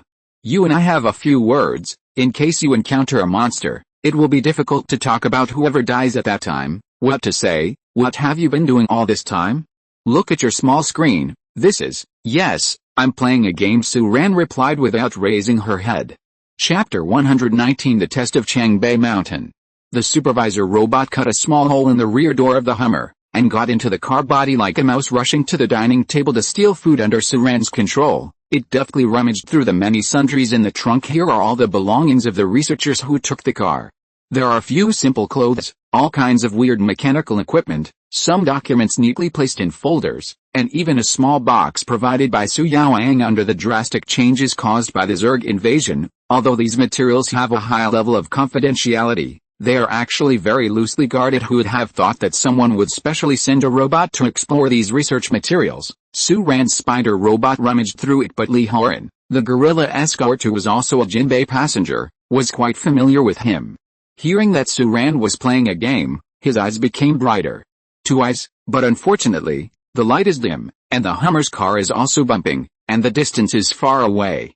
With his glance, Li Horan only felt that the picture was gloomy, and he didn't see anything, so he said excitedly, "Nuwu, what are you playing? Resident Evil? The picture looks good, but it's too dark. Is it Resident Evil 9? Let me tell you, I'm a die-hard fan of this game. You're too awesome. You can still play games like this at this time. Which device is this, Nintendo? Or Sony? How come I haven't seen it? It's amazing. I'm reluctant to charge the game console, but if you didn't mention the game, I just returned it. I thought you were some kind of spy device." This guy is really credulous. He is really Su Yui's subordinate, Su Ran thought in his heart. This is an unmanned robot control terminal platform. At this moment, the inspector robot was rummaging through it, and found some clues in the documents in the dim light. These researchers, they were going to test something in the Changbei Mountain area. While watching, Su Ran found that most of the handwritten ones in these blue hardshell folders were tested somewhere, and then the test failed. One test requires several sheets of paper for one report. Antu Village, Chaoyangchuan Town, a test chart, Basically all the test failures are written on it. What are these people testing in the Changbei mountain area? Su Ran thought so at first, but after reading all the way, he realized that he was wrong. These scientific researchers walked 7 or 8 villages back and forth, but they all conducted tests outside the village until they arrived at Changbei Mountain, which was their destination. Moreover, this test was not a test of equipment or weapons, but a test some kind of special parameter in the local area. It seems that some conclusions are drawn from it from the screen sent back. Su Ran stared at it for a long time, but couldn't figure out what these parameters represented. Moreover, this kind of handwritten manuscripts were simply recorded manuscripts at that time, and more detailed things should be stored in the computer. Su Ran searched for a long time, but couldn't find where the computer was. His monitor robot could access and hack into the computer. It wasn't until he manipulated the little spider to sneak up on the top of the backrest of the Humvee's backseat, and glanced down, that he finally found where the computer he was looking for was. The heavy engineering laptop is being held in the arms of Section Chief Zhang, who is sitting in the back seat like a gold brick. Seeing this scene, the corners of Su Ran's eyes twitched slightly. I rely on this is too dedicated, right? Su Ran imagined for a while, let her little spider jump on Section Chief Zhang's head, and then slid to the screen where the notebook started to invade, and then immediately thought of the reaction of the people in the car. Section Chief Zhang and the others must be shocked. They were shocked.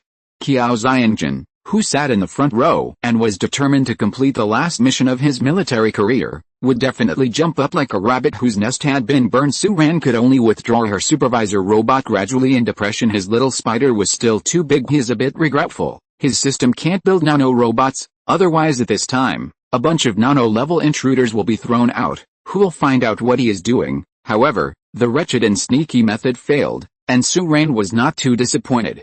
According to his plan, after arriving in Xinjiang, he would also have a full showdown and cooperate with the military. In the current situation, he is full-fledged and can establish a good cooperative relationship with the military instead of being controlled at that time. It may be possible to get these things from positive channels. Su Ran withdrew the spider robot, put away the control terminal, turned her head, and saw Li Horn beside him looking at him eagerly. Can you lend me to play? Although the guerrillas have been helping survivors under the banner of the military, their own resources, especially war and survival resources, are very scarce. Insufficient firearms and energy are what they've always been unable to avoid. Important question, as this guy said. He was reluctant to use electricity in the air raid shelter, because he knew that the fuel for the generators in the air raid shelter was bought by others with their lives. Su Ran sighed inwardly. If he had a real game console, he could really borrow it, but it's a pity that if he borrowed it, his spine just now would be exposed. This is also a big event in the last days. Su Ran continued to be cold. Without raising her head, she said, no borrowing. Li Horn, wow, you are too cold-blooded, Su Ran. It was around dawn that Su Yaoang's convoy finally joined the welcome team sent by the military from the direction of the new capital. The military brought a batch of ammunition and handed it over to Su Yaoang. The officer over there had a brief chat with Su Yaoang, and then Su Yaoang returned with his own people. At this time, Li Horn realized that Su Ran was not a member of their guerrillas, but also a survivor who was going to be evacuated to Xinjiang. He couldn't help but feel a little frustrated. I thought we could be friends. Although you are very cold, but with you a cool friend will make it appear that I am also very good. Alice, it seems that Team Wang is trying to persuade Team Su. Maybe I will be able to go to Xinjiang in a short time. When the time comes, if you are well off, don't forget my friend Su Ran. When did we become friends? What surprised Su Ran was that during the handover, Su Yaoang actually classified him as an ordinary survivor and handed him over to the military. Here Su Ran originally planned to take this opportunity to reveal his identity. At this time, all the fleeing convoys from Bingcheng should have arrived in Xinjiang, and Su Ran's deeds in Bingcheng should also be known by the high-level officials in Xinjiang. Strongly intervene in the top-level structure of Xinjiang. Su Ran did not expect such a development. Could it be that I want to play 13 showdown but can't? Chapter 120 Tangled Su Ran. Before Su Ran could take any further actions, he discovered that the military convoy that had just joined here split into 2 groups before it even started. 2 people came, and under the protection of a group of soldiers, they drove into the distance. Looking at this scene, Su Ran frowned slightly because judging from the direction, this group of people should be going in the direction of the Sky Brood at this time. What to do there? Unfortunately, no one answered this question for Su Ran. The convoy quickly started back on the road, and Su Yaoang led the people back. The person who came to hand over was a platoon leader in the army. Su-ran didn't know what his full name was, but he was called Team Lin by others. Team Lin is a meticulous person, even a bit rigid, and everything is carried out according to the procedure. The survivor's car, the researcher's car, and the military wounded Qiao Xianjun did not receive any special treatment, and were thrown into the survivor's car where Su-ran was. Qiao Xianjun didn't think there was any unfairness in this, and said, "I'm a soldier. Now that the handover is completed, the escort mission is over. It doesn't make sense to sit in the same car with the expert, and Team Lin didn't let me continue the mission. He was already thinking about my injury, but he probably didn't expect that I've already fully recovered." Su-ran nodded thoughtfully. Qiao Xianjun didn't say anything more, and explained his mission goal.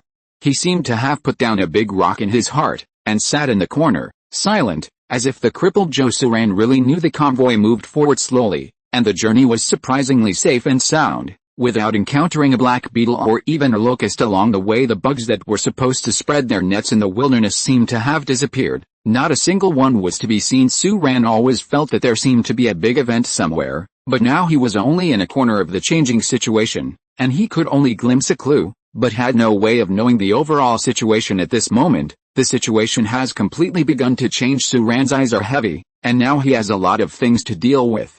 Cooperate with the military, find more resource points, continue to build ships, prepare to meet the Sky Brood, and find out what has changed in this land that should have been harvested. But Su-ran's heart has settled down instead. These things have to be done one by one. If mistakes are made in the middle of a busy schedule, it will become a problem instead. In the process, Su-ran heard a long-lost system prompt. "Dear Overlord, your Enlightenment patrol ship has been manufactured and is ready to launch at any time." Hearing this sound, Su-ran's eyes lit up with this thing. He should be able to open up the situation in Xinjiang more smoothly. He is not the son of so-and-so, nor does he have military background or government relations, but the powerful black technology is his relationship. Su-ran really has no experience in contacting the military and saying that he is a big boss. Su-ran thought for a while, and took advantage of the team's efforts to rectify, found Team Lin, and said without much hope, "Hello. I'm Su-ran." Team Lin glanced at Su-ran, and said expressionlessly, "This survivor, please return to your car immediately and accept our protection.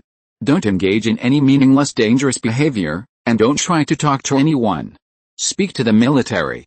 No matter what you do, we will protect each of you equally." These words made Su-ran choke to death. Did the co-authors regard me as someone who seeks friendship? Moreover, there is obviously a logical error in your statement, right? The Black Beetle is really coming. You must give priority to protecting experts. How can we achieve equality? The corner of Su-ran's mouth twitched. To be honest, he wanted to pull out his awakener at this moment. With his left hand, he drew a battleship and a missile, and asked who wanted to get involved with whom, but doing this, Su-ran felt a little too embarrassed. If someone insulted you, you would create a big ship to scare them. Isn't this the same as what are you looking at? Su-ran, you have to calm down. We are civilized people, we are not social. However, Team Lin is really just like what Qiao Xianjun said, he is a rigid, no, he is a rigid person. Su-ran confirmed one thing, no matter it is before or after the end of the world, it is difficult for little white people to get in touch with leaders anyway. He didn't hold out much hope, just gave it a try, then sat back in his car, and continued to drive towards the new capital amidst the bumps. But Su-ran was not in a hurry. He glanced at Qiao Xianjun, who had been silent since he came back last night. Su-ran knew that without his reminder, this old acquaintance would definitely report his situation to his superiors.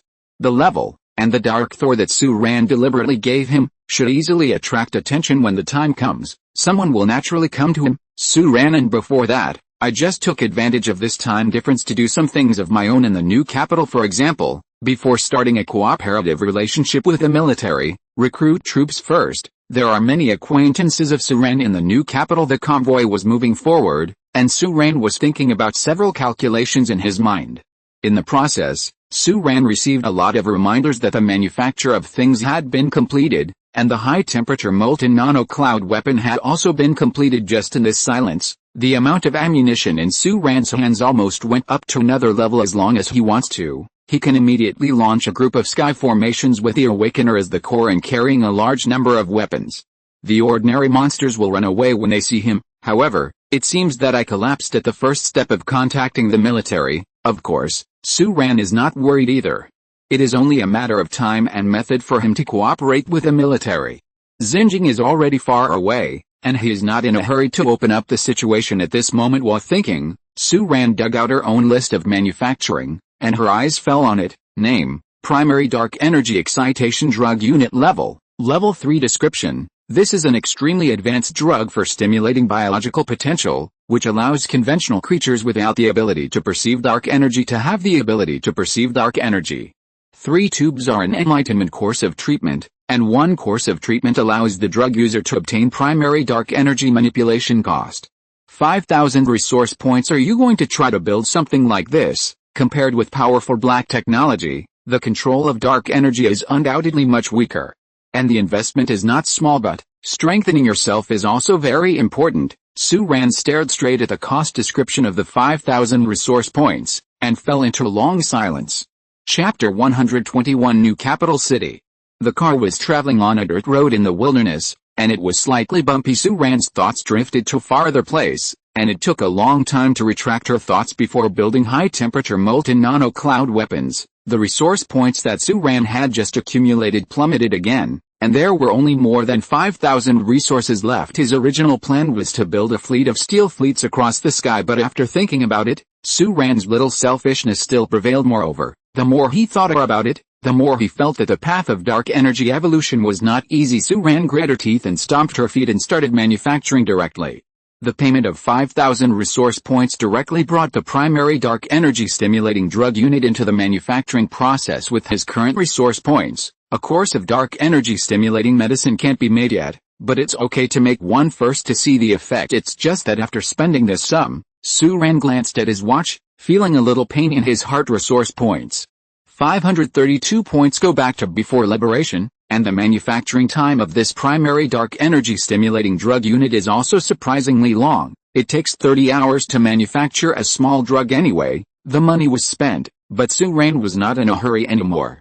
She closed her eyes and took a rest in the corner of the bumpy car. If there are books, it will be long, and if there are no books, it will be short. There was no danger on this journey, but they arrived at the new capital smoothly. When they came to Xinjiang City, many survivors from Aodong City were a little surprised because they discovered that this provincial capital city, where many people have been to, has undergone earth-shaking changes in a short period of time. After the outbreak of the apocalypse, a 2-meter-high low wall rose from the ground, densely covered with electrified barbed wire and crenels, spreading along the field of vision, encompassing the entire huge city on the outskirts of the city. There are guarding soldiers and all kinds of heavy defensive weapons. On the low wall, there is also a post at 10 steps and a post at 5 steps. The survivors who came here for the first time in the car, seeing this, everyone is amazed, thinking that the entire Xinjiang city is now surrounded by walls, but in fact, as far as Su Ran knows, there is only half of the Xinjiang city. During the previous Xinjiang Recovery War, nearly half of Xinjiang, the area was severely damaged, and there were still swarms of insects that could not be cleared. Coupled with the problems of engineering and military defense capabilities, the size of the survivor base in the new capital was actually less than 1/3 of the original capital, and because of this, many people refer to this former provincial capital city as Xinjiang City or Xinjiang Survivor Base, to reflect the difference between the current Xinjiang and the previous Xinjiang. And worms are not zombies. If worms want to attack, they can only be defeated in one blow. Therefore, at this time, there is no moth siege outside.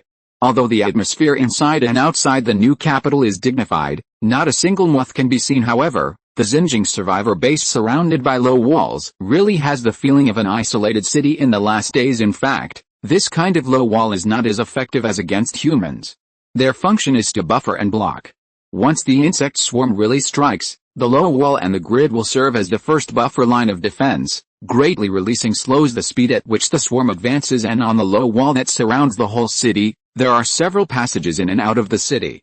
According to different functions, the scale of the passages is different at this time. Su Ran and his convoy were approaching a small entrance to the city. The passage had 2 entrances, one for military supply and one for civilian use. This kind of entrance to the city was one way, and it was very narrow, is for small vehicles to pass through, and buses and heavy vehicles cannot pass through. There are long convoys at the 2 entrances. There can be more than 30 convoys lined up outside the civilian entrance, but there are only 2 or 3 convoys at the military side, to prevent infected people or unknown bugs from mixing in. All when people enter and leave the new capital, They must be strictly inspected by relevant government personnel under the protection of military soldiers. What made Su Ran dumbfounded was that when their convoy arrived here, Team Lin sent down an order that the survivors would use the civilian route, and they would enter the city directly through the military route. Is that okay? Some survivors talked about it. The military has escorted them to the Xinjiang survivor base. How can they take care of these ordinary survivors? Team Lin sent someone to inquire about Qiao Xiangjin's situation and wanted to bring Qiao Xiangjin back to the army. Originally, Qiao Xiangjin didn't plan to go back. His mission had already been completed, and he was deeply touched when he saw Su Yaoyang's way of doing things in the last days. After that, he changed his mind again. He couldn't leave like this. He had to report Su Ran's situation first. Therefore, at this moment, when Team Lin came to pull people, Qiao Xiangjin hugged the dark Thor that Su Ran gave him, and quickly got out of the car without even saying hello to Su Ran, as if he was afraid that Su Ran would take the dark Thor. Thor looked as if he wanted to go back, with a face like he had done something wrong. Moreover, although Qiao Xiangjin wanted to report to his superiors, he didn't yell and expose Su Ran at the checkpoint. After all, the other party saved his life and the lives of those important experts, and he didn't seem to be a bad person, let alone an alien. Qiao Xiangjin didn't want to do that. Excessive actions will often lead to a bad result, no matter whether the thing itself is good or bad. Su Ran watched Qiao Xiangjin run away wretchedly holding the Dark Thunder God, and couldn't help shaking her head. Cripple Joe. You haven't realized it yet. I've shown you so much. Isn't it just for you to report to your superiors? At this moment, the convoy split into two groups and moved forward slowly, heading towards different entrances. The inspection here was very slow. Team Lin and his convoy had already entered the city smoothly, and there were more than 20 cars ahead of Su Ran and his side. Su Ran is not in a hurry either, because this is not the first time he has entered the new capital. When it was time for the inspection, Su Ran watched 3 staff members, 2 men and 1 woman, come up and check one by one. These survivors are basically the first time to come to the post-apocalyptic new capital city, asking questions. These staff members seem a little impatient. Frowning, none of them are from the military. They should be local civil servants and the like. Don't be very unhappy when they are temporarily recruited to work. How can they look good to these disgraced survivors with no future? Soon, Su Ran was found. The pretty-looking female staff member glanced at Su Ran and found that Su Ran was also looking at her with a smile. She felt a little unhappy in her heart and said expressionlessly, "Survivors are allowed to hold up to 3 weapons in the new capital. Please take out all the metal objects on your body and go through the security gate first." Chapter 122. The severe situation.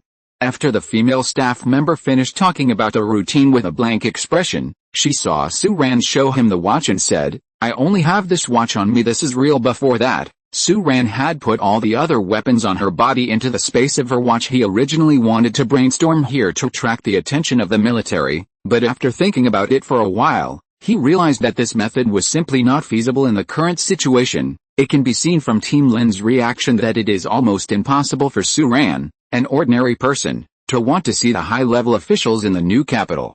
In reality, the Wind Falcon attack aircraft is not qualified enough.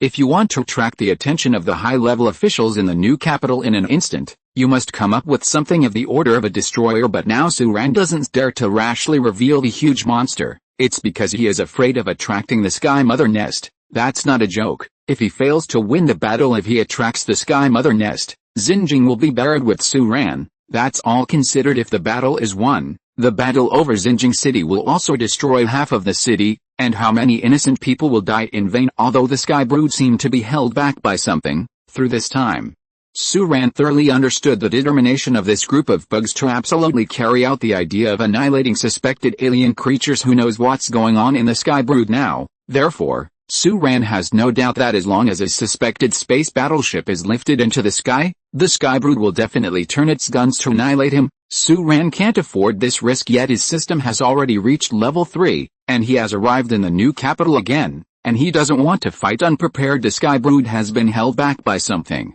This is a huge opportunity, which means that Su Ran has the opportunity to use this gap to contact the military, prepare the army, and resist the enemy thousands of miles away. It seems that Qiao Xiangjin should still make his own small report. Coincidentally, I also took this opportunity to confirm the situation of Captain Chen and the others, and whether they had successfully arrived in the new capital. There are 2 roads. Whichever way is fine. Su Ran has a card in his hand, and it's just a matter of time if he wants to quickly get in touch with the top forces in the new capital, and then fully cooperate. The female staff checked Suran's watch, seeing nothing unusual. He said, "Okay, you can go to the security check." Suran didn't move, but asked, "Have you heard of the fleeing team from Ice City?" There's nothing quicker to inquire directly with a local administrator. The female staff member was slightly taken aback. She didn't seem to expect that Suran would ask such a question. She looked Suran up and down, and said in her heart, "You poor guy who doesn't even have a weapon, ask me for news. You've watched too many TV shows." The female staff member was too lazy to talk nonsense with Suran, so she just repeated lightly, "You can go to the security check now." Suran didn't move, but took out a small handful of white rabbit toffee from her bosom, about 8 or 9 yuan, and quietly handed it to the other party. We are all under surveillance."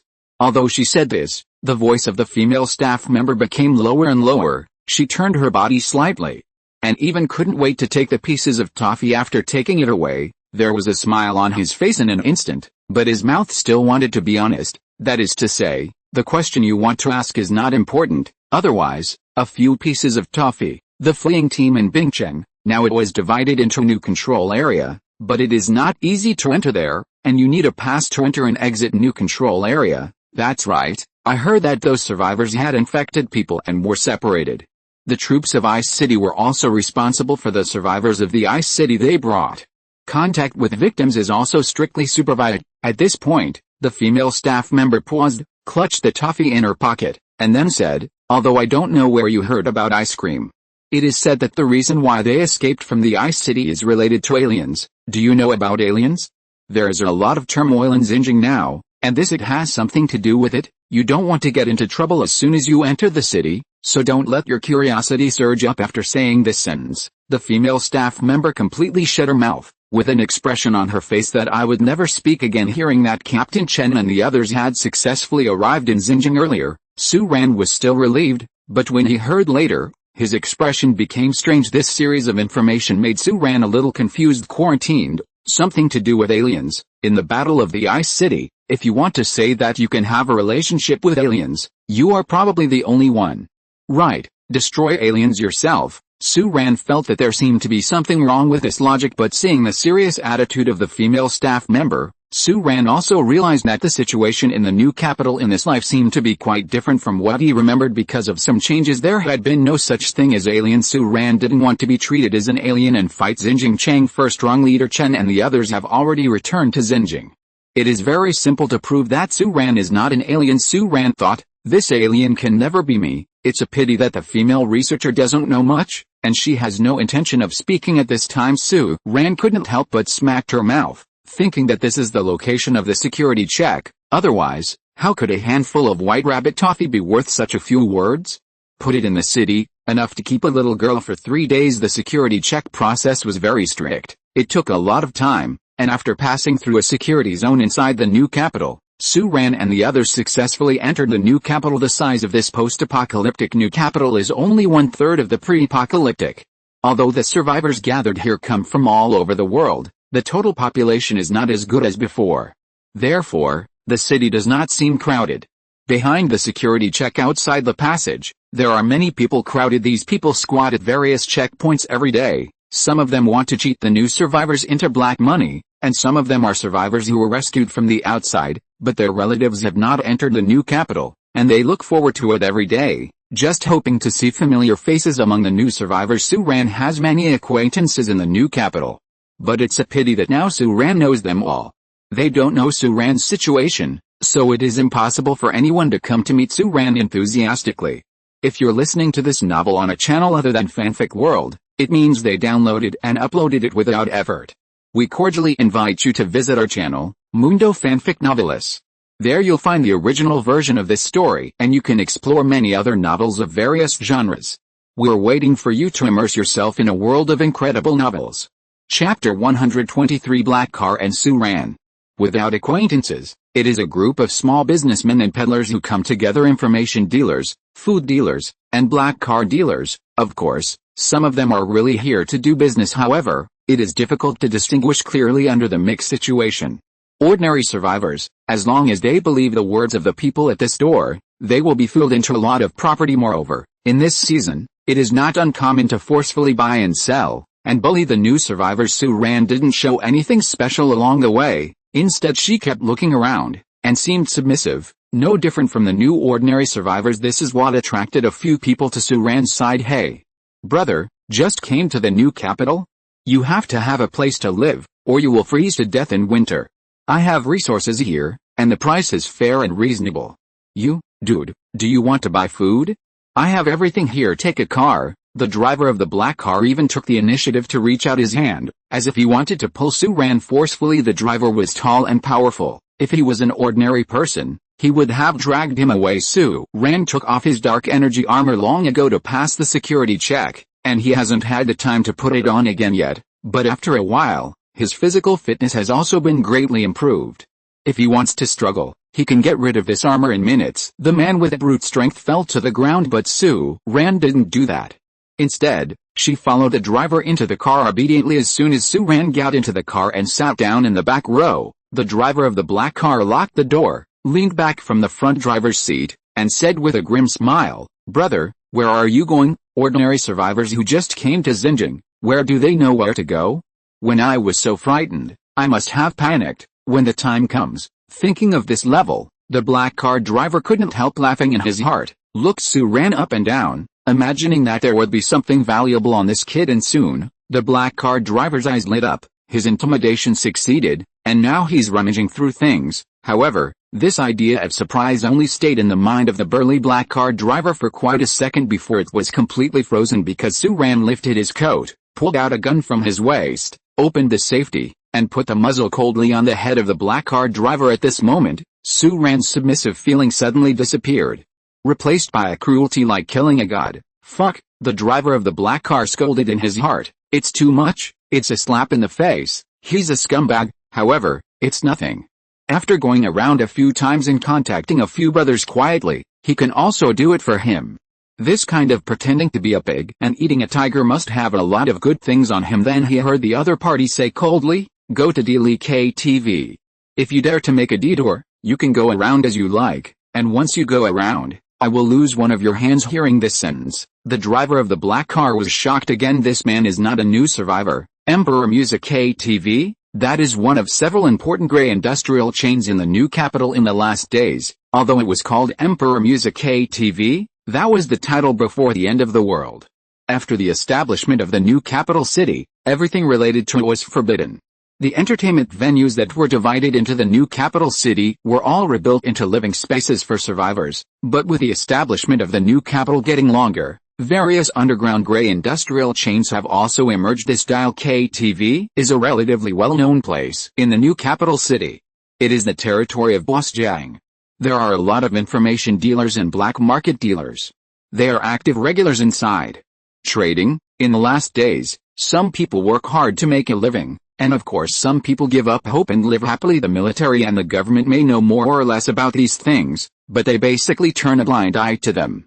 Ordinary survivors, if they don't have much contact, seldom know these things. Of this black car driver can be regarded as a link in this grey industrial chain, and Boss Jiang and his Dial KTV are considered to be very famous ones, so he has heard of them. And hearing that Su-ran was there as soon as he came up, the driver of the black car suddenly realized, this guy is not a newcomer who just entered the new capital city at all. He is definitely the kind of veteran who has been in the new capital city for a long time. However, at this time of year, anyone who managed to enter the new capital with great difficulty and dare to go out on his own initiative is definitely a scumbag. The driver of the black car turned his head quickly. Although he couldn't figure out why such a scumbag like Su-ran would still take money from the car, he still turned his head honestly and started driving seriously, dispelling those dangerous things just now. Thoughts, not daring to be negligent, have been quietly observing Su-ran behind him, who is manipulating the 92 style through the inner rearview mirror, thinking, this can't be the killer raised by Jiang Boss, right? Su-ran, the black car driver, is not for the money, but because this kind of black car driver, although not a good person, is very familiar with the city's routes, and will take the initiative to deliver to the door, which will save a lot of time. A lot of things have happened recently, and Su-ran always feels uneasy, so he has to hurry up. Contact your acquaintances to expand your manpower at the same time. Contact the head of Chen to find out what happened when he fell to the ground after the crash that day. Now those acquaintances, Su Ran, didn't know where they were, and Captain Chen and the others were quarantined again. To accomplish these 2 points, brute force is not enough. What is needed is contacts. Therefore, Su Ran immediately thought of Boss Jiang. This is the key person who can help him solve these 2 problems quickly. The vehicle is driving on the street, and outside is the street view of the new capital. The newly divided Xinjiang city was originally a part of Xinjiang.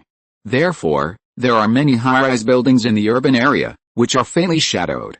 From a corner of the city, these buildings look like monsters.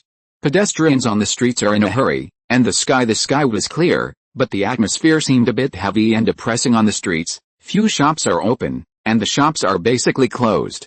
Only a few shops are still in operation with the support of the military and the government. There were a lot more soldiers and policemen on duty than Su Ran remembered, and from the serious expressions of these patrolling officers, it could be seen that there was a bit of jitteriness. Su Ran's car was even stopped once for a routine inspection. The driver of the black car really wanted to say that he was hijacked, but he was a gangster himself, and he felt that Su Ran might be the kind of murderous thug raised by Boss Jiang's subordinates.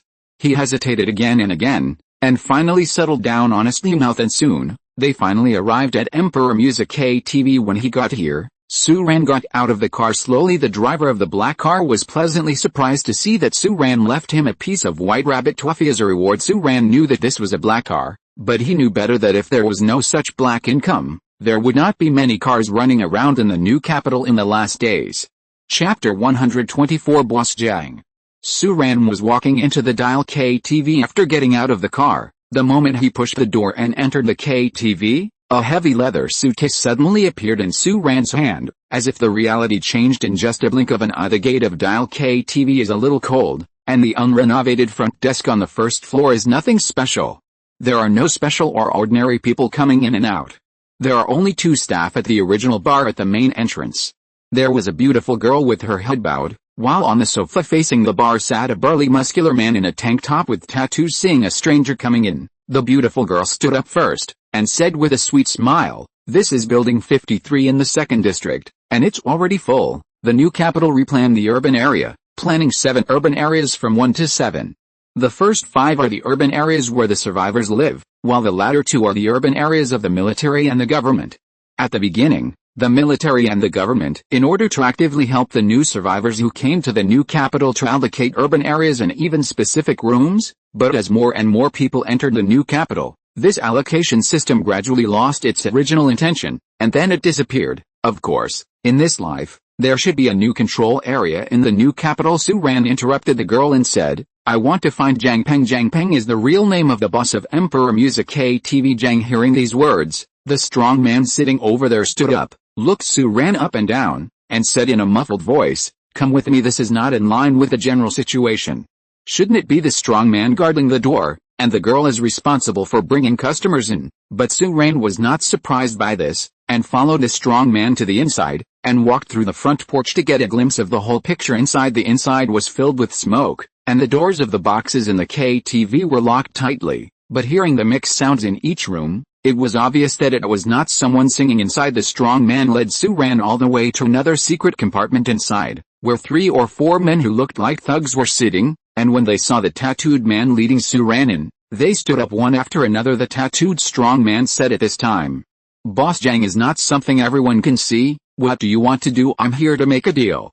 "Lee's in," Su Ran said, putting the suitcase in her hand on the table. The man frowned slightly, because the name Su Ran mentioned belonged to him. This means that the stranger came prepared. Then, when Su Ran opened the suitcase, everyone in the room was shocked. The heavy leather case was full of tactical grenades, at least 30 of them. Damn it.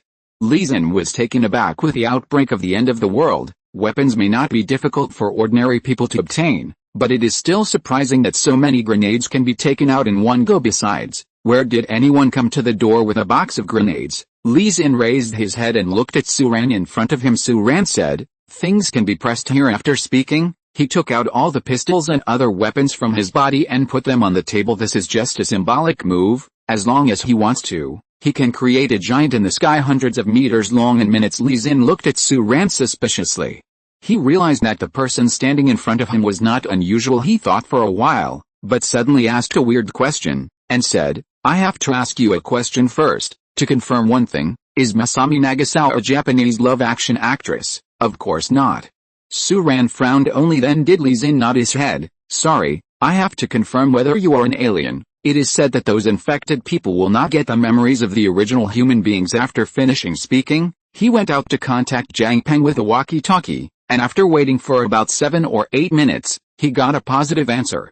After searching again to make sure that Su-ran didn't have any weapons on him, he took Su-ran up Lu to meet their boss Jiang. Boss Jiang is in the innermost office on the 3rd floor. His office layout is very normal, just like the office of the leader in an ordinary company. It is clean and tidy without any feeling of exaggeration. There, it looks like a small leader in a normal enterprise. Boss Jiang, you're so handsome. Su-ran smiled slightly when she saw Jiang Peng in the last life. He had dealt with Jiang Peng several times, but at that time he was just a small person, and his mentality and tone were different from now. However, because of this, Su-ran still knew Jiang Peng well. This person was a small boss before, and he quickly changed careers after the end of the world. Relying on the help of an unknown nobleman through the previous channels, he quickly gained his place in the new capital. Therefore, familiar people, especially those who have he is never called Boss Jiang but Boss Jiang. Hearing Su-ran's call, Jiang Peng was also slightly taken aback. He didn't remember where he had heard or known such a person.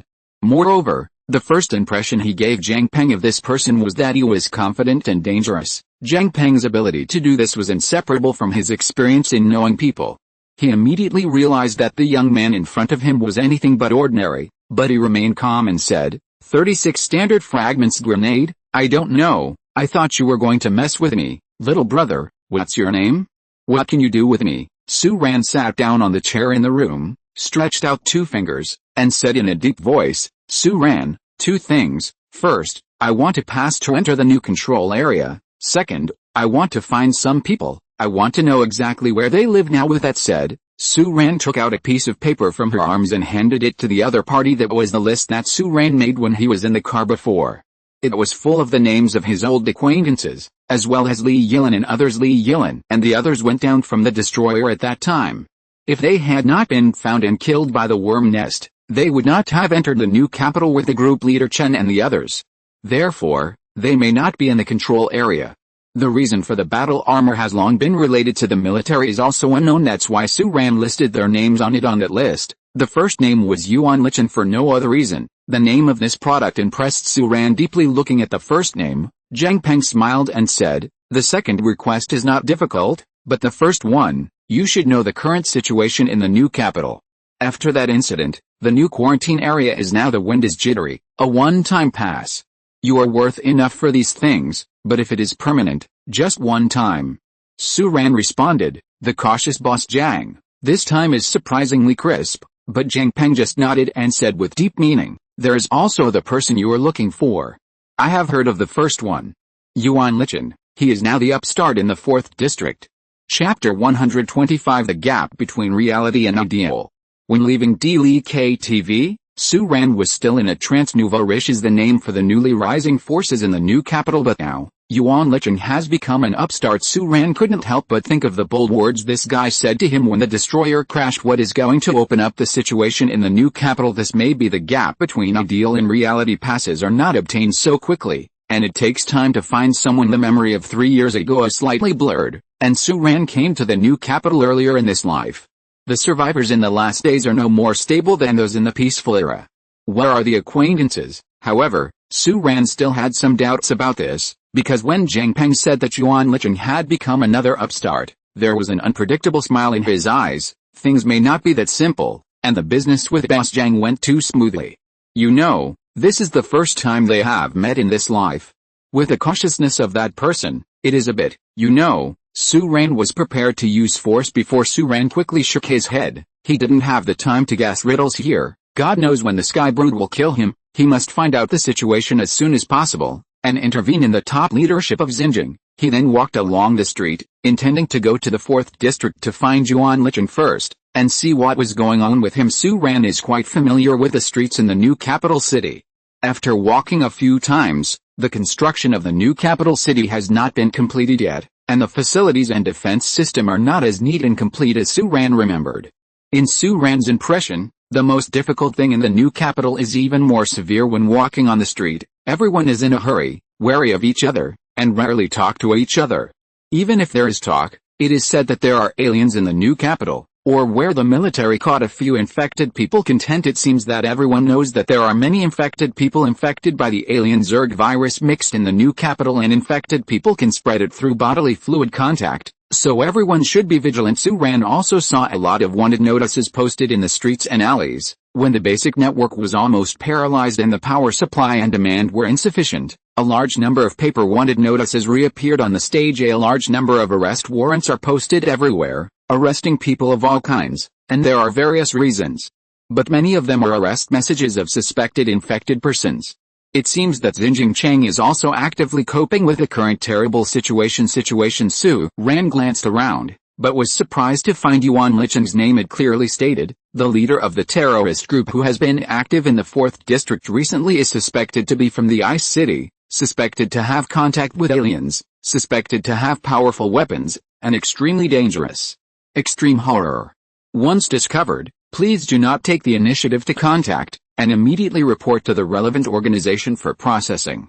Those who provide information and verify the accuracy of the information will be given certain rewards. There is also an early photo of this civil engineer who I don't know where to find on the wanted notice. He looks like a terrorist holding a powerful weapon in a suit and leather shoes. More like a financial fraudster. Su-Ran frowned. Is this stuff funny? He said he was here to open up the situation, but why did he suddenly become a villain? It's only been a few days. How did the situation become like this? Am I born again? Su-Ran wanted to send out a few hummingbird drones to investigate. This was his original plan, but after entering the city, he realized how serious the security situation in Xinjiang is now. All kinds of unreasonable speculations were just a joke, but Su-Ran noticed some kind of danger signal from it. Today is July 21st, and it has only been 4 days since Yuan Licheng escaped from the Sky Brood, and it should not be more than 2 days before he arrived in Xinjiang City, and as Su-Ran knows the guy's introverted and flat character, how could it be possible to take particularly drastic actions and even turn himself into a wanted criminal? Su-Ran felt that this incident had a certain connection with the isolation of the people in Bingcheng, and thinking about it further, what could connect Yuan Licheng and the escaped survivors in Bingcheng? What is it? Be yourself and I can connect with the key points of aliens. Although Su-Ran is not the kind of narcissistic person, he also feels that the turmoil in the new capital may have something to do with him. Every anomaly in the new capital points to him. Su-Ran also became cautious, put on her hood, and did not take any drastic actions. Of course, the radical actions here refer to not releasing the Raptor armored vehicles, land killers, and destroyers immediately. What happened in the weird village last time made Su-Ran terrified, but she also realized that the earth has become strange with the arrival of the Zerg, and everyone is dancing on the edge of the cliff, and Su-Ran is no exception. It is impossible to keep everything under control, and it is still possible to stumble and die. And at the same moment in the military area, in a temporary military office building, Qiao Xiangjun was limping up the steps, came to the innermost room on the 3rd floor, opened the door, and there was already a lieutenant colonel standing inside, with a straight military uniform and defies. Condensate report, sir. Qiao Xiangjun gave a standard military salute. The executioner has completed this escort mission. 19 people were lost, and all scientific researchers are safe. Executioner, which Shiv and Su-Ran didn't know. Qiao Xiangjun's team code name. The lieutenant colonel was named Zhang Yuwei, who is the person in charge assigned to them after the end of the world. He glanced at Qiao Xiangjun, first expressed his regret and grief for the dead soldiers, and then said, I heard that you have a situation and want to report to me. Yes, sir. Qiao Xiangjun said, and took out the Dark Thunder God that was brought in after going through layers of security checks, handed it to Zhang Yuwei for inspection, and at the same time reported all the strange things he saw about Su-Ran over again. After Qiao Xiangjun finished speaking, Zhang Yuwei showed a pensive look, and said leisurely, okay, I understand what you said, and I will report the situation to a higher level. This person may be the one mentioned by the population of Bingcheng. The owner of the destroyer. He is probably not human, so don't contact him rashly. Qiao Xiangjun nodded, and said in a low voice, Sir, I have another request. I want to leave the army. Zhang Yuwei looked at Qiao Xiangjun, neither surprised nor surprised, and did not ask the reason, but said plainly, no, you are still useful, you can't go anywhere. Qiao Xiangjun frowned slightly. He noticed that his lieutenant colonel used the words you are still useful. I mean, the organization may still need you to contact him. Zhang Yuwei seemed to realize that the wording was inappropriate, and added, "Okay, you go back first, take a good rest. Heard if you have any problems, please contact the military doctor and me in time. This time we have already lost many excellent soldiers, and we cannot lose any more manpower." Qiao Xiangjun glanced at the Dark Thunder God who hadn't returned it to him, and said, That gun, oh, I will report to the higher-ups that I need to use him. You boy, don't worry, I will return it to you only then." Did Qiao Xiangjun nodded in satisfaction, and walked away with a limp, but what he was thinking in his heart was, Su Ran equals alien? This seems not right. Although Su Ran showed many miraculous features, Qiao Xiangjun felt from the bottom of his heart that Su Ran and alien creatures should not be related, and when Qiao Xiangjun left, Zhang Yuwei turned his head, put his hand on the Dark Thunder God, checked for a moment, and then he slowly frowned. "It's you really not dead however, what are you? Or are you not a person?" At this moment, although he was smiling, the muscles on his face were abnormal, and his smile looked very strange. End of this chapter. Thank you very much for reaching the end. Don't forget to like. Looking for more exclusive content and immediate access? Subscribe to our Patreon. Remember, every like, subscription, or donation encourages us to continue. Thanks to everyone, see you in the next video.